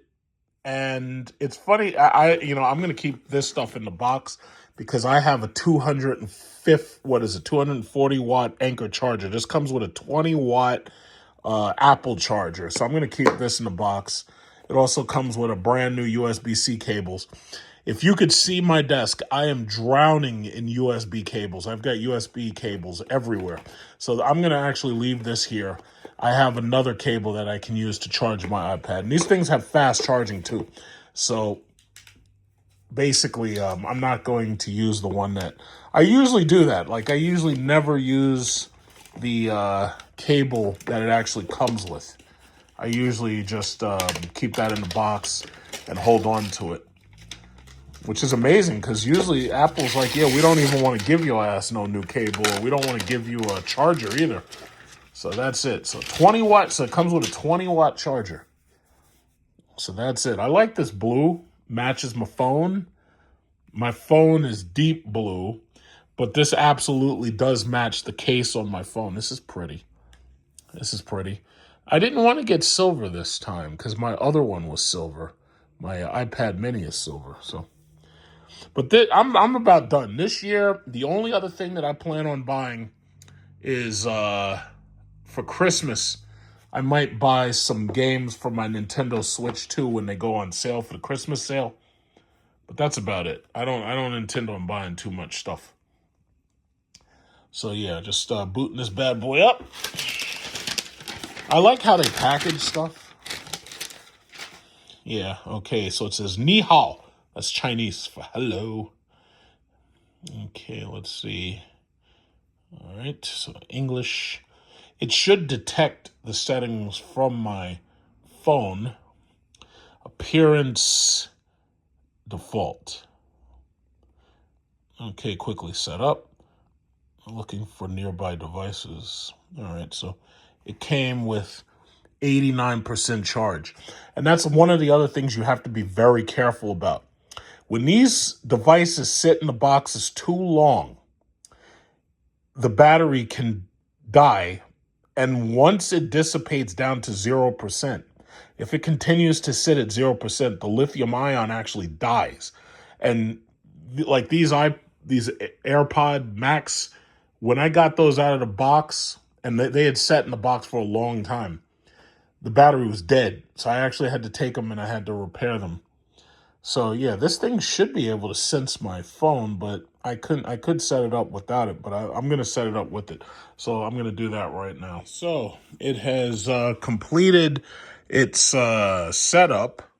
So as you can see, it's giving you the weather in Cupertino. Let's see what it does as far as my stocks app, because this is just the default setup.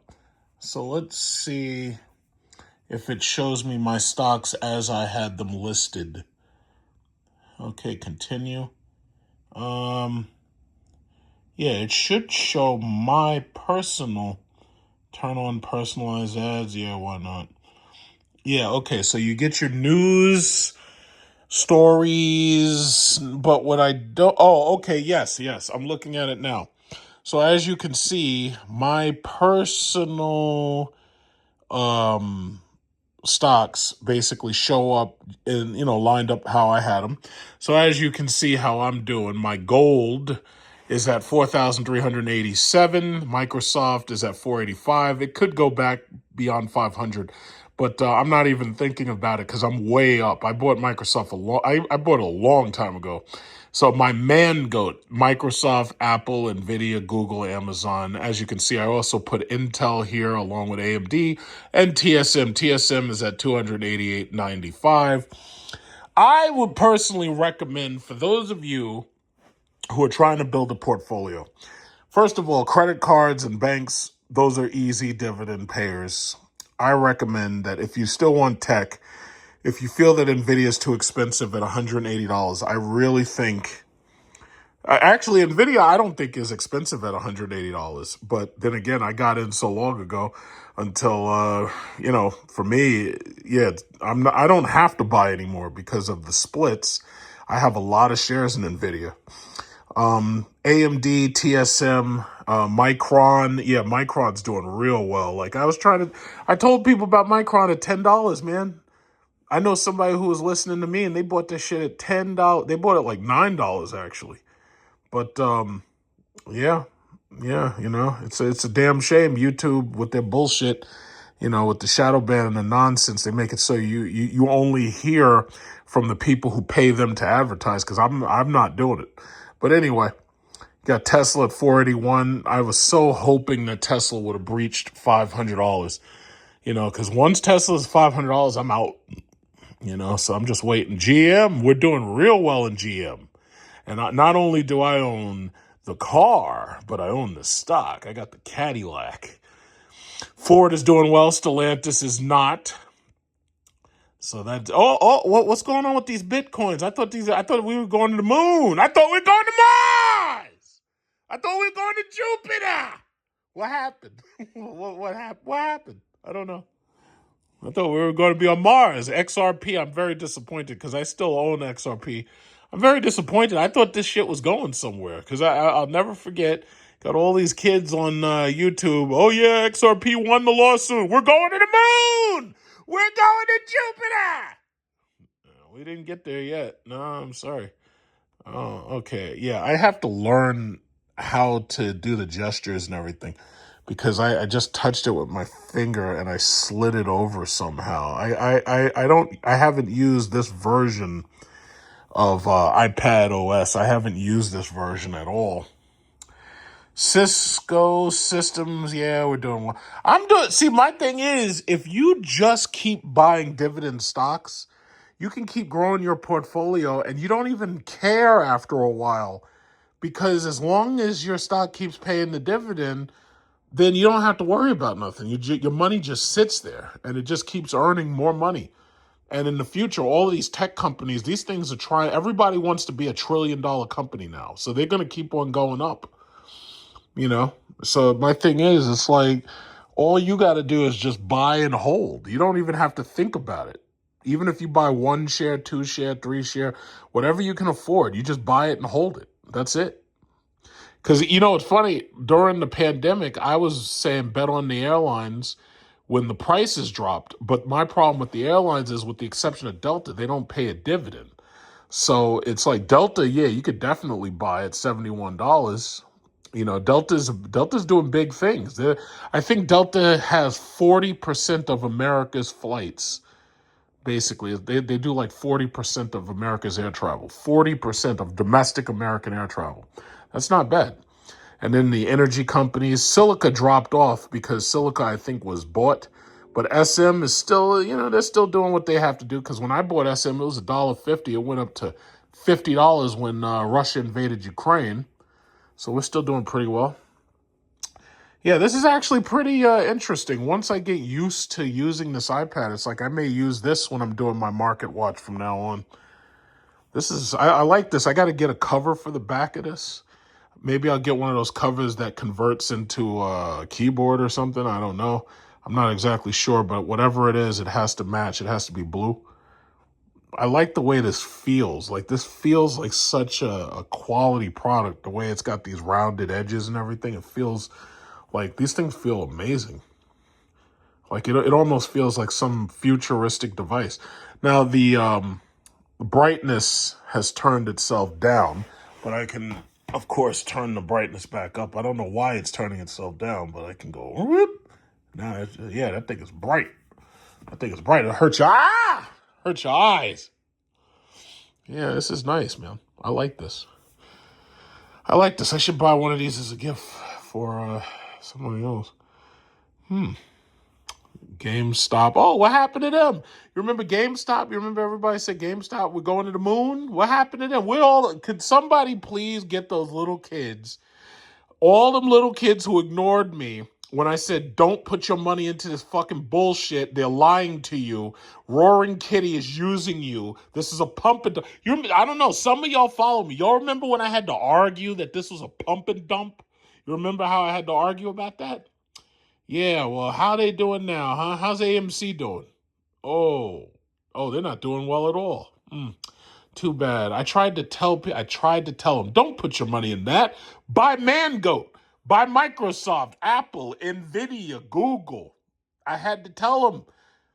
I tried my best, but they wanted to argue with me, and at a certain point, I just got tired of them. So I just stopped. I was like, okay, you know what? I ain't even going to say nothing. You know what? I'm still waiting to see these Bitcoin Lamborghinis. I haven't seen no Bitcoin Bugattis driving around. I haven't seen them. Where's the money at? Well, that's what Rick Ross said. He said, where's the money at? Walt Disney is $111. I thought they were higher than that. Walt Disney pays its dividend, $135. And besides, Disney's never going out of business. They control these children. They ain't never going out of business. You ain't got to worry about them. Look at my man Eli Lilly. I'm getting 58%, 0.58% off of each share of Lilly that I hold. Eli Lilly. Oh my goodness. But see, you got to understand, my portfolio I'm building a portfolio towards my retirement. I'm building a dividend-paying stock portfolio towards my retirement. I'm not selling unless I sell and rotate into something else. I'm not selling stock to take money out. I'm using that stock so that this way, and you remember I told you all to buy the Coca-Cola split. Look at that. Look at this. If you look at it over the last, 3 months, I told y'all to buy this split. Look at how I buy every split. Any split that happens is not a split I usually don't like. I usually buy every single split, but look at that. I told y'all to buy that split. Didn't I tell you? In fact, I bought Coke and I bought Pepsi. Pepsi didn't do anything. They didn't split or anything, but Pepsi pays a dividend. So I just bought it. Anything that pays a dividend, I'm with you. So I'm not going to harp on it because it's at the front of my mind, and that's why I keep repeating it. But with Tesla, as soon as that shit hits $500, I'm selling all of it. and then I'm going to rotate that money into some of my other the stocks that I want to buy. Because I can't deal with Musk. And the thing about it is so many other companies are building EVs now. Tesla can't sell as well as it used to. They have a lot of unwanted. I took you to the Tesla shop just a minute ago.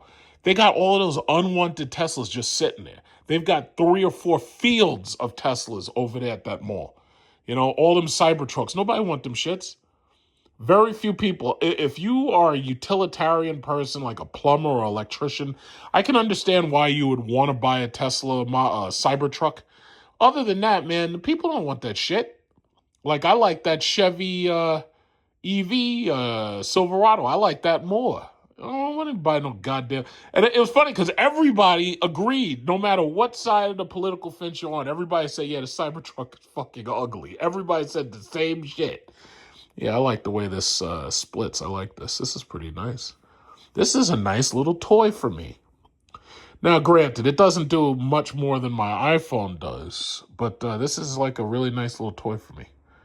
It's like a little toy. I don't think that I will take this when I go to Vietnam. I think I'll just take my laptop since you can play games on it and everything much easier.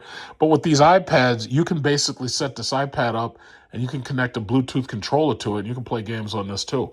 But I don't need to do that because I got my Nintendo Switch. So I really like this. This is really nice. This is really nice. Let's see what else. Anything else they got on there. So it comes with iMovie, of course, so I can make videos. This is the 128 gigabyte version. So this is the cheapest version. So they bumped up the storage from 64 gigabytes to 128 gigabytes, right? And let's see, it says, as storms inundated Washington State, federal grants for flood mitigation. Yeah, so all I really have to do is I have to connect this thing to my Bluetooth speakers. So that this way I can use this when I'm in the shower, or at least I can listen to stuff while I'm in the shower on this instead of using my phone. I see they have a magnifier. They have translate. That's the function that allows you to let people talk to it and it'll translate the language and everything. I see numbers. Oh, I don't want to drop it. I got to get that case for this thing, definitely. But yeah, I wanted one of these for a while. But my problem is, because I have this iPhone, I was kind of procrastinating to buy it. I really was hoping the price would go under $250, but it never did. And I'm sure it will eventually, but you have to remember, if these things get old, the price starts to drop. So when you buy one of these things, if it's on sale, that's because it's set on the shelf. And what they're trying to do is move them before the batteries start to deteriorate. And that's the way you have to think about it, because that's ultimately what's happening. But my thing is with this, I will probably be using this for email. I'll probably be using it mostly for email and some documents for my customers. I'll probably use it for them to like sign docs, like they just put their finger on it. I could have bought the Apple Pencil, but I didn't buy the Apple Pencil. I just didn't feel a need for it. Maybe I'll change my mind, but I just didn't feel a need for it. Either that or I'll wait till the next Apple Pencil comes out. I get that one, but I just didn't see a need for it. It's easier to just touch it, you know. It's just such a nice device. This is really nice. It's a really nice device. I like the way it looks. So it has voice memos. A lot of these, I'm going to have to soft lock. Like, what you have to do is you have to lock it so that nobody can use certain apps unless you have Face ID enabled. And I do that on my phone because this way, you know, you don't want to leave your phone around because your girlfriend will go through your phone and shit, or some woman will go through your phone. You don't want to do that. So you have to lock it. And if you lock every app that you don't want anybody to see, that'll definitely, keep them out of it, you know. But yeah, this is a really nice thing. I like the way this is. I like the way it feels. I can hold this in one hand, as you can see, and I can scroll through it with one finger because I have very big hands. But yeah, hey, listen, we got Christmas right around the corner. I just felt like having some new stuff. So this is the first day of winter.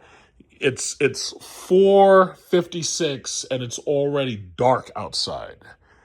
You know, it's already dark.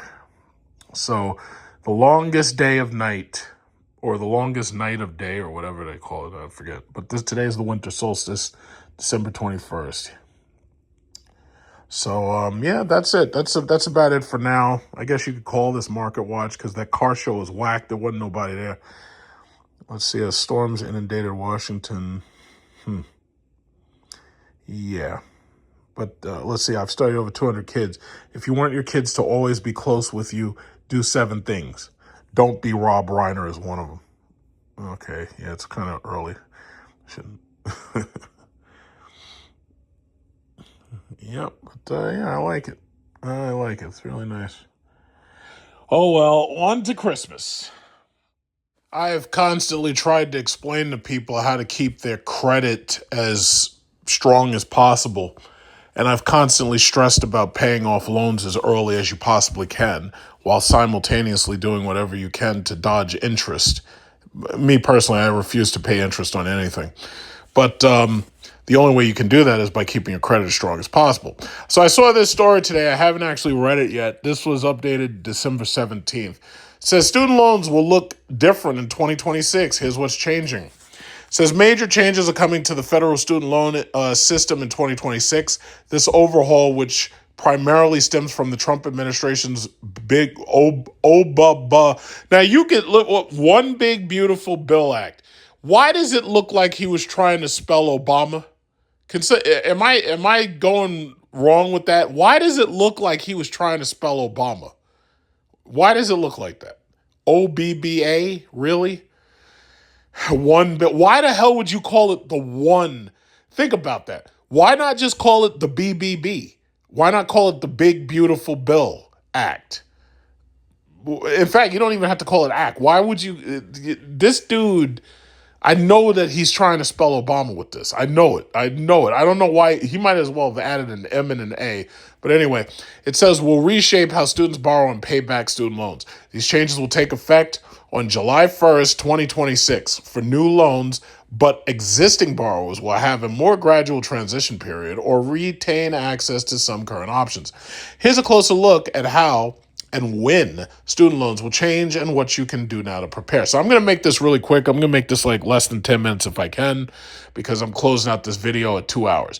So it says new repayment plan options begin in 2026. So it says starting on July 1st, 2026, the federal student loan system will have a much narrower set of repayment options for new loans. If you borrow after that date, you'll have 2 repayment plans to choose from. Standard repayment, this plan features fixed monthly payments and spans 10 to 25 years. God damn.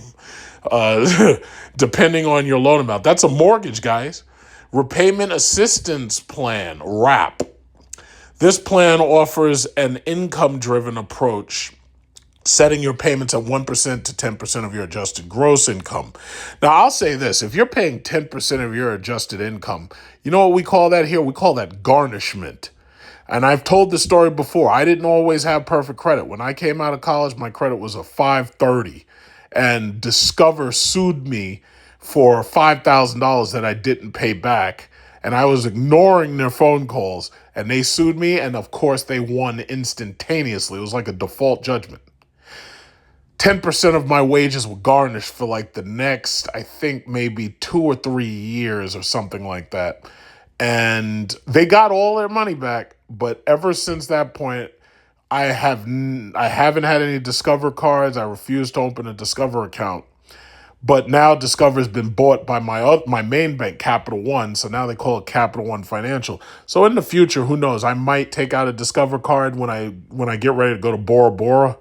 And I'll use that card to, 0% interest my way to Bora Bora and business class flights and all that. But we'll see what happens. Yeah, so anyway, I had to stop recording for a second because I had a call come in from a client. But anyway, what this means for current borrowers.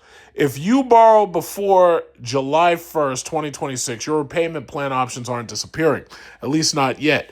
You can continue to access these existing repayment plans. The 10-year standard plan, 10-year graduate repayment plan, and 25-year extended plan. You can also use the current income-driven repayment plans. Pay-as-you-earn, which is payee. Income contingent repayment is ICR, and income-based repayment is IBR. until they expire in 2028. At that point, you'll need to switch to a different plan. More on this below. Current income-driven repayment plans are being phased out. Currently, federal student loans are eligible for various income-driven repayment plans, including PAY, income contingent, and income-based. For loans disbursed after July 1st, 2026, however, the WRAP option may be the only income-driven repayment plan. What this means for current borrowers. This change may or may not affect you depending upon what plan you're on. If you're on PAY or if you're on ICR or the now defunct SAVE, you'll need to switch to IBR WRAP. So if you're on the SAVE plan, now, by the way, did they say what the SAVE plan was? Because I really don't know what the SAVE plan is, because you got to remember, I paid off my loans like 10 years early. But bottom line is, it looks like they're forcing you to start paying back immediately, but they're forcing you to either do income contingent or income driven. Let me just reread that real quick. Just 1 second. So income contingent, income driven. It says current income driven repayment plans are being phased out. So you're going to be forced to choose between PAY, ICR, or SAVE. I don't know what the SAVE plan is, but you can look that up. If you're on income-based repayment, you can stay on IBR or change to WRAP after July 1st, 2026. So they're saying you can go to repayment assistance. This plan offers an income-driven approach, setting your payments to 1 to 10%. Okay. All right. So bottom line is, what you need to do is you need to pay off the goddamn student loans as quickly as you can. For those of you who borrowed like hundreds of thousands of dollars going to some party school to get a liberal arts degree, you're pretty much doomed. So I'm going to write you off right away. I'm going to write you off and basically say you're never going to recover. The government, however, is going to keep dipping into your pockets. So don't plan on buying anything nice anytime soon, because you won't be able to. All right. If you want access to income driven moving forward, you'll need to consolidate your Parent Plus loans before July 1st, 2026 and enroll in an qualifying IDR. The SAVE plan has been shut down. The SAVE plan has been blocked in the courts for a while now, but it was dealt its final blow in late 2025 when the Trump administration announced a proposed settlement with the state of Missouri. If approved, this settlement will end the plan sooner than its initial expiration date, 2028. The Department of Education will no longer enroll new borrowers in SAVE and will begin transitioning SAVE borrowers to alternative plans. So let's understand what's happening here. I was wondering why Trump was so focused on getting rid of the Department of Education. Now you understand why he was interested in getting rid of the Department of Education.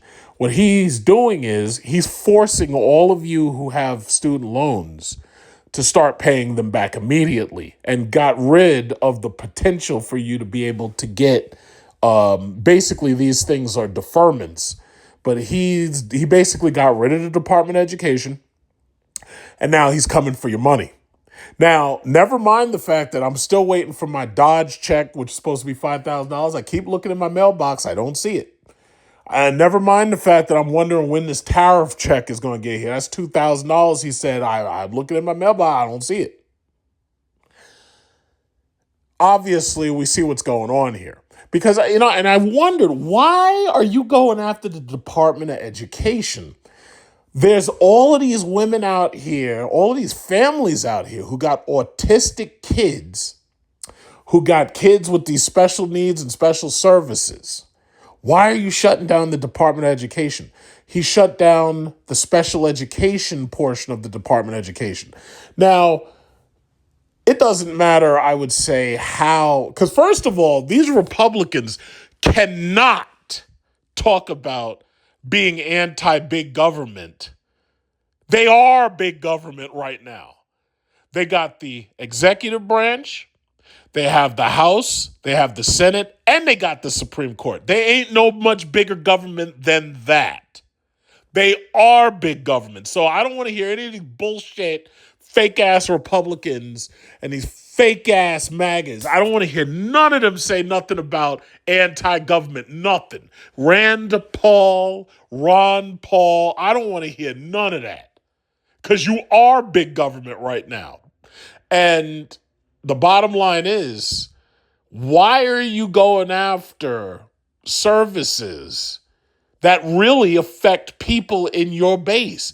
If you take a look at most of these people, and they got these autistic children, they got these children with ADHD, their medication's going up. Like I hear more and more, I'm hearing people talking about their medication prices going up. Now, Trump is talking about Ozempic and saving money on Ozempic, but I hear everybody else talking, oh, yeah, my medication, my blood pressure, my heart pills. I'm hearing more and more of that around. People talking about and their kids' ADHD medicine. Some people can't even get the prescription filled because it costs too much. And my thing is, well, why are you going after the Department of Education? Because what about all these handicapped kids who the Department of Education services?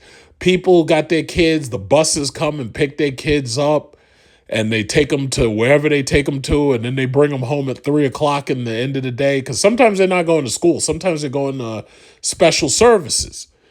But now you see what it is. So Trump is basically saying, yeah, all of y'all are basically getting garnished at this point. So what I also heard, like he was talking, oh yeah, we gonna have the biggest tax returns ever. Yeah, a lot of people aren't gonna get a tax return at all because they owe money. And right now the government's about to collect. They're about to collect big time. What is this? Federal borrowing limits are tightening. The borrowing limits for certain federal student loan types will change. The new rules will be grad students up to $20,500 per year, with a lifetime limit of $100,000 in direct unsubsidized loans. Now, I will say this. You've heard me rail on it before. I took out, and I tell the truth because there's no shame in my game. When I went to college, I was using, what was that shit called? It wasn't Sally Mae. There was something else, and my mom paid for it right out of pocket. I'm trying to remember what it began with an A. I don't remember exactly what it was. But anyway, when I went to undergrad for college, I paid my parents, I should say. My parents paid, and we didn't take out any loans. As I got closer to graduating, I started taking out loans. I'd say probably because I was in school for a total of 5 years. It was a 4-year school, but I went to China to live in China and to go to school in Fudan University. And, I wish I had video cameras and stuff back then, but back then iPhone didn't exist. But bottom line is, I spent 5 years getting my undergrad, and I got my grad degree when I graduated, right? My first master's degree, it was a scholarship, full ride. All I had to pay was student fees. But what I had to do was I took out a student loan, and I used that student loan to consolidate my credit card bills that I'd built up as I was graduating from school. So I probably borrowed in total, I probably had about $30,000 in loans. Now, any person with $30,000 in loans, if you have a reasonable interest rate, that should take you about 5 to 6 years to pay off because you got to kind of treat it like it's a car note. You can pay more because I had like 3 jobs and I was putting all of my money towards those loans. I was writing for shopping.com. I was making YouTube videos. When I started getting paid, I was taking almost 100% of that money. I was putting it towards the student loan to pay it off as quickly as possible. My first master's degree was scholarshiped, but I did take out a student loan. My second master's degree, I paid for out of pocket, and that was a grad school degree. $18,000 it cost me out of pocket, $18,000.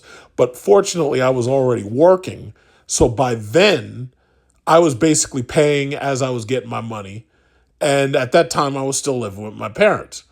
But bottom line is, I got 2 master's degrees, no loan. The loan that I took out was to pay for my undergrad stuff and my money then and my credit cards to consolidate. Now, as far as I'm concerned, if you're science, technology, engineering, or medicine, as far as I'm concerned, as long as you're moving forward and you can prove that you're moving forward, you're getting A's and whatever, I think the government should subsidize you for that. If you're going after one of these bullshit liberal arts degrees, like women's basket weaving or women's studies or something like that, no, I think there should absolutely be tight limits on that. Because my problem is, it's not to be mean. My problem is you're not going to be productive when you come out of school. You're going after an easy degree and you're not going to be productive. If you're going to be a doctor, a math, or like if you're building fighter jets or whatever the fuck it is, the bottom line is that's productive. Because I know you're going to make so much money, you'd be able to pay back your student loans in 1 or 2 years or less. But my problem is for these people who are getting liberal arts degrees just to say they went to college, that cannot be allowed to continue. We're already basically $2 trillion in student loan debt. Professional students, it says up to $50,000 a year, and it says parent borrows up to $20,000 a year. So the parent borrowers aren't getting as much. And it says professional students up to $50,000 a year, limit is $200,000. Now, as far as I'm concerned, to make doctors and to make surgeons and stuff, as far as I'm concerned, I think the government really should subsidize that. I really do. I think not only should those be loans, but I think if you work as a brain surgeon or a neurosurgeon or something like that, I think if you put in 5 years, I think the government should cancel your loan. That's what I think. Now, I know some people might disagree with me. They might, oh, you're showing favoritism to doctors. Yeah, I am. Yes, I am. Yes. To put us technologically ahead of everybody else, yeah, the government should subsidize that. That's the way I feel about it. But if you're getting these worthless ass degrees, like if you're going to, because they have a class that teaches the history of Grand Theft Auto, and I'm like, you must be kidding me. This is insane. But if you want to take a class like that, you should be allowed to spend your own money to take that class. You should not be allowed to take loans out for that shit. The borrowing limits for direct subsidized and unsubsidized loans for undergraduate students will mostly remain unchanged. However, part-time students will see their borrowing limits reduced based on their enrollment status. Let me just go right back to this. So really, what you're seeing is, because if you dive into this a little deeper, graduate students and professional students and parent borrowers, they're the ones who are really getting the noose tightened on them. I think, and this is just a guess, I think they've had enough of these women going after these PhDs and wasting their lives and wasting their youth and wasting their eggs. I think they've had enough of these women doing that shit. So basically what they're doing is tightening the reins and say, guess what, honey? If you can't afford to pay for it, we're not.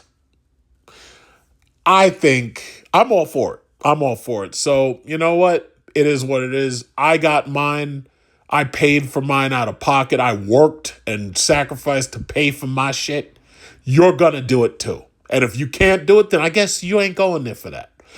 You get your regular degree, your bachelor's, so that you get a job. If you have to go back and get a master's degree, you can pay for it out of pocket just like I did. And let me tell you something. I wrote so well because, I had a lot of practice being a writer with shopping.com. I had a lot of practice. It was peer reviewed almost. I had so much practice making papers. I was able to turn out 15, 20 page papers like it was nothing. And I basically graduated top of my class, believe it or not. And so I have straight A's. I got a transcript somewhere to prove it. I graduated top of my class, straight A's, 4.0 average. And why am I saying this? If I can do it, you can do it. And if you can't do it, then you shouldn't be there. That's the bottom line. Because other than that, you're just wasting money. There are a lot of people who want to go to school just to say they've gone to school. That's not good anymore. That's not efficient. There are plenty of jobs, welders, electricians, plumbers, tradesmen in general. There are plenty of jobs that need people. And there's some people who go into these schools and they waste a lot of time and they waste a lot of money. It's time for that to come to an end. So anyway, they're going to do what they're going to do anyway. I'm not worried about it. But it says what this means for current borrowers. If you already have student loans, you'll have access to the previous borrowing limits for 3 years or until you finished your program. That means graduate and professional students can still borrow up to $20,500 per year.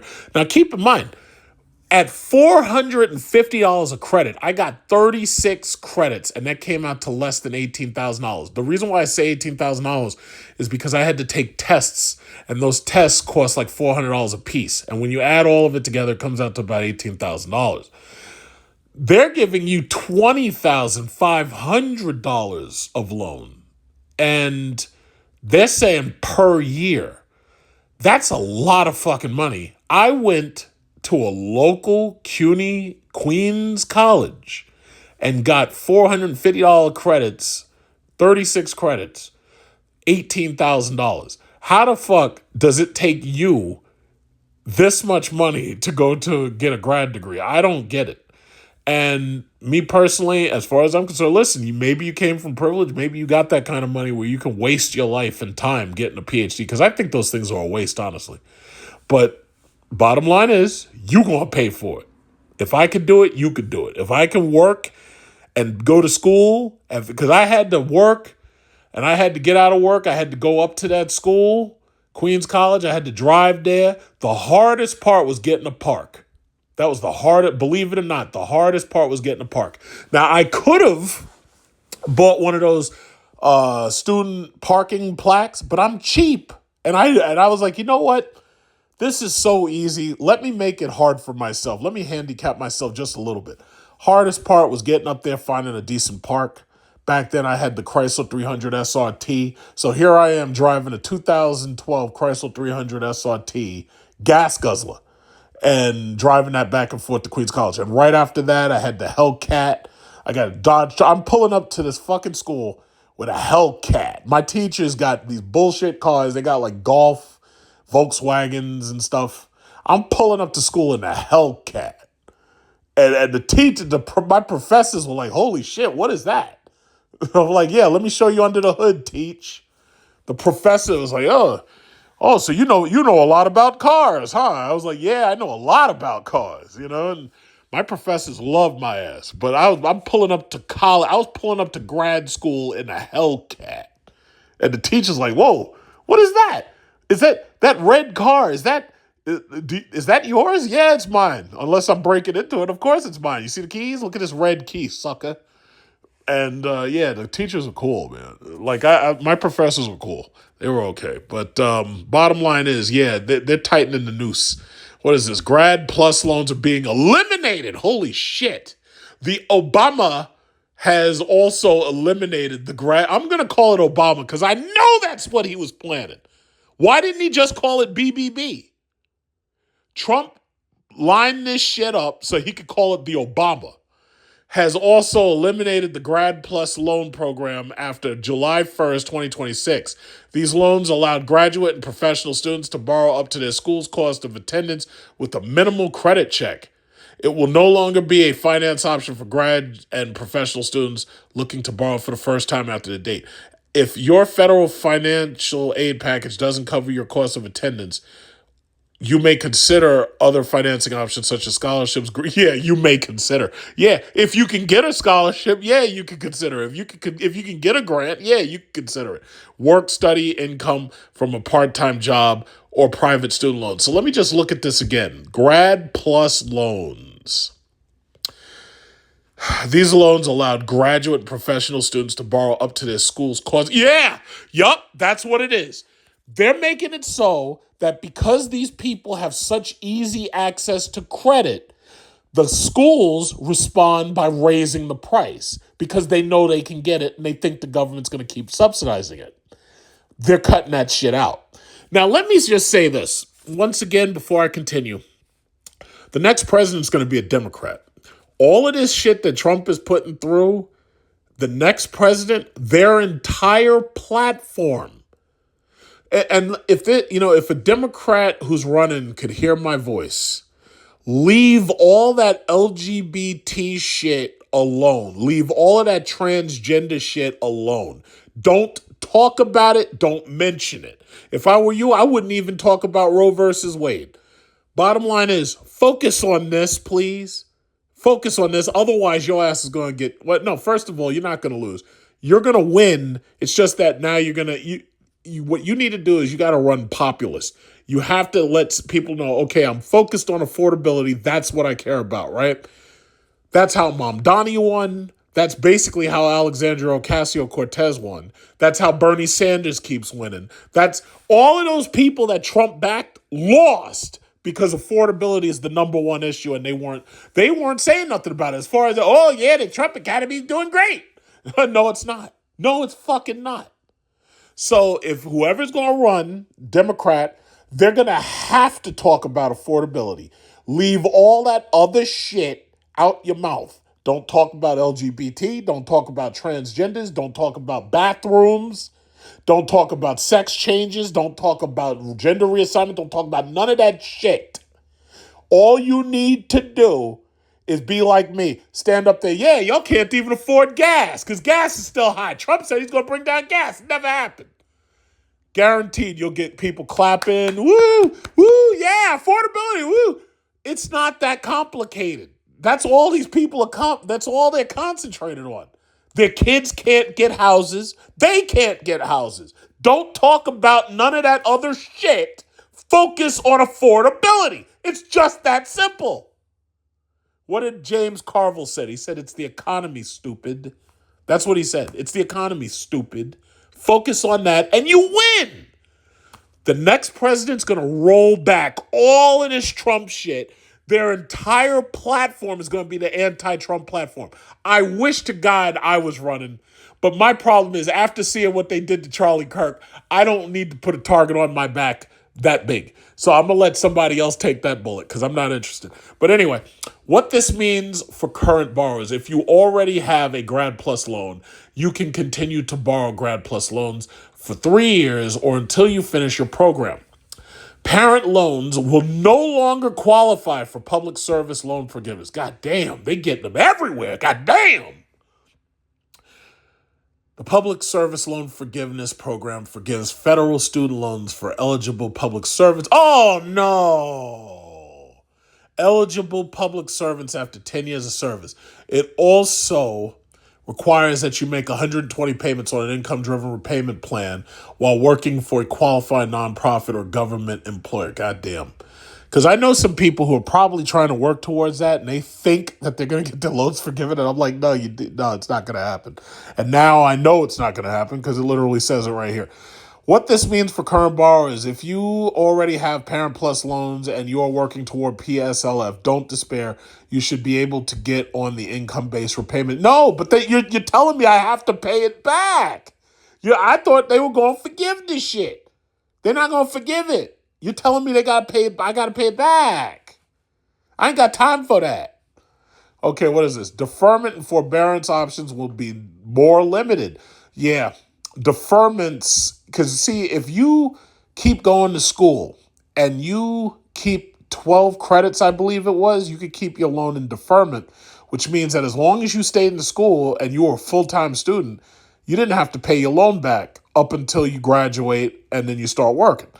A lot of people, they took that as, yeah, if I'm a career student, I can keep getting degrees and I'll never have to pay anything back. They're not playing that shit no more. You guys are in trouble now. Student loan forgiveness could become taxable again. Oh, shit. Oh, shit. I thought Trump said, oh, yeah, this is going to be the biggest tax return ever. You had the biggest tax return ever. I guess that's not true no more. I guess these students are in trouble. I guess they're in trouble. This is why I keep saying, parents, y'all better watch your backs, because these patricides and matricides, just like you saw Rob Reiner. Nick, you saw Nick Reiner. Patricides and matricides on the rise. These kids ain't got no money. These kids are poorly educated. They can barely get a job. They can't keep a job because they have no discipline. They're going to be looking for a place to live. And if, God forbid, you saw what they did to Nick. They put Nick, they said, yeah, I had to put Nick out the house because he was on drugs. He was doing that weed, or he was doing some drugs. He was doing whatever the drugs was. Let me tell you something. Nick, I seen them pictures of that kid, man. Man, he chopped them people up. That's a damn shame. You're going to chop up your parents like that. Chop them up. Damn shame. Y'all better watch your backs. Because, let me tell you something. Trump is tightening the screws. You're going to get, I can see the future. You're going to have these big-ass grown adults in your basement. You're going to have these big-ass grown adults in your attic. Boys stay in mommy's basement. The girls stay in daddy's attic. One of my ex-girlfriends right now, 45, no children, single, because she decided that she was smarter than me, so we had to split up, right? She's in daddy's attic right now. And every now and then I visit, because I like to check and make sure things aren't getting any better. But I check and visit every now and then. She's in daddy's attic right now, 45 and old. And none of them eggs is left. There's no more eggs. No more eggs. Like if you look at my refrigerator right now, I got plenty of eggs. Not over in there. Nope. She's in daddy's attic, aging. And let me tell you something, ladies. Y'all keep playing games. Y'all keep thinking you're smarter than men. And you'll find out. Just don't do it. You're better off just don't do it. But she thought she was so goddamn smart. Well, right now, 45 in daddy's attic. Her dad keeps calling me. Oh yeah, you should come over.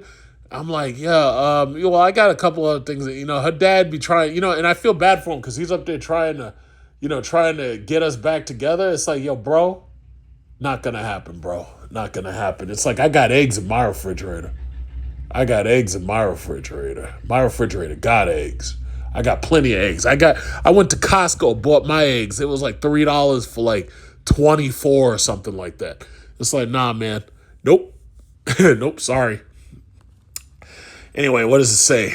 Student loan forgiveness could become taxable. So y'all better pay them loans off. What does it say? How to prepare for the upcoming student loan changes. It says there are a lot of changes coming for federal student loans in 2020. Oh, and by the way, you know what? Before I move off of that topic, oh yeah, she's got student loans too. She's got lots of student loans. Yup. She got lots of student loans. She should have listened to me, but no, she wanted to do it her way. My student loans is paid off. Hers are, well, according to this, hers are coming out of deferment soon. That's fucked up. That's a damn shame. You see, ladies, this is what happens. Y'all think y'all so smart, right? Yeah. Okay. You got to remember, it kind of makes sense to listen to the people who built the world and built the financial system because we kind of understand it a little bit better. But anyway, how to prepare for the upcoming student loan changes. Well, my guess is that you should pucker up your asshole because things are about to get tight. But anyway, review your current repayment plan. If you're already in repayment, find out what plan you're on. That way, you'll know if you have to change repayment plans ahead of the 2028 deadline. Compare future repayment options. Write down key deadlines. That doesn't help. But anyway, plan for tighter borrowing limits. Assess your strategy as a parent borrower. Consider tax implications. Yeah, you're screwed. Update your contact information. Yeah, make it easier for these people to call you looking for their money. Yeah, that's what you should do. Oh, you have a new number? Yeah, we need that because we need to be able to call your ass. 2026 will bring a major restructuring to the federal student loan system. The best ways you can prepare are staying informed about the changes and making proactive choices before any deadlines arrive. And then they start to look at these loan rates. Now, when I had to refinance my student loans, government told me that it was going to be 6.875. I'll never forget the number. And I ran that through my loan calculator, and I was like, wait a minute. At this rate, it'll take me 10 freaking years to pay this shit off. I put so much money towards those monthly payments. I killed that loan.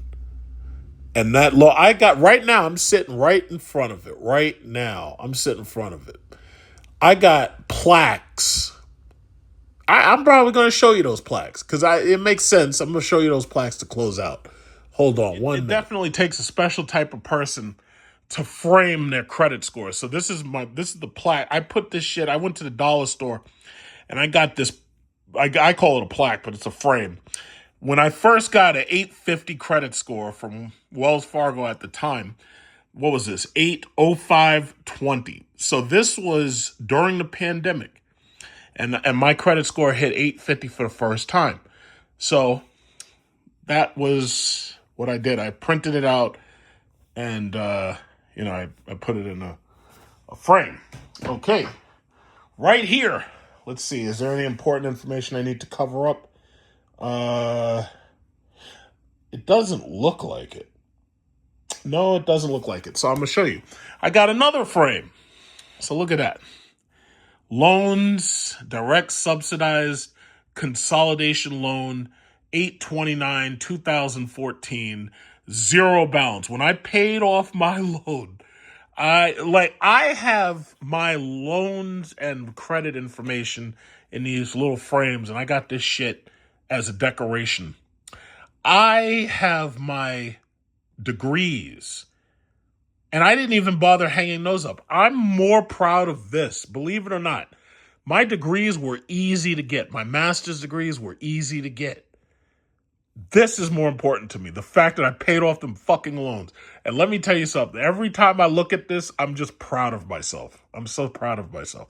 So it says the last payment. Look at that. Now, you know they'd never ask you for no $2,400 payment. I was like, my last payment was $122, 2016, $2,413. So when I tell you I tripled my fucking payments, in this case, it was quadruple my regular. Like, it was a lot more. I think they were only asking for like a couple $100. I was like, nah, man, we're not doing that 10-year shit because God knows what's going to happen. So this was 122, 2016. My student loans have been paid off since then. Okay. So that's one more. Let me just put that back up. And the last one. Let me see. Is there any important information I need to cover up? No, I don't really think so. So this was from Navient. This was December 22nd, 2014. Congratulations on paying off your student loans. In today's world, it's not always easy to manage debt, use credit wisely, and keep up with your demands of your career and personal life. But you've done it. And we applaud your success. Spread the word. Would you be willing to share your success story with borrowers who are currently repaying their student loans? Now, keep in mind, this was back 2014. And I repaid that Navient loan because Navient took over for Sally Mae or whatever it was. I forget. But it says, click here to answer 3 simple questions and share your story with others. Let me tell you something. The way I'm talking now is exactly what I wrote. I was like, this shit is a trap. You need to double up, triple up on your payments, pay this shit off as quickly as possible because these people are screwing you for interest. They never published what I wrote. Believe it or not, they never published what I wrote, which is fine. I didn't expect them to. Bottom line is, I have it right. This is my student loans right here. That's what it is. So I've been paid off since 2016, I think. And feels good. Feels really good. So for everybody else who's suffering through the Trump economy, good luck. Because that's all I can do is say good luck. Y'all are in serious trouble. So I recommend that you get yourself a financial counselor. I recommend that you make some major decisions. I recommend that you make some lifestyle changes because the Trump economy going to eat your ass alive. Good luck, guys. I'm officially a passport, bro. I love Colombian women. I'm never going back.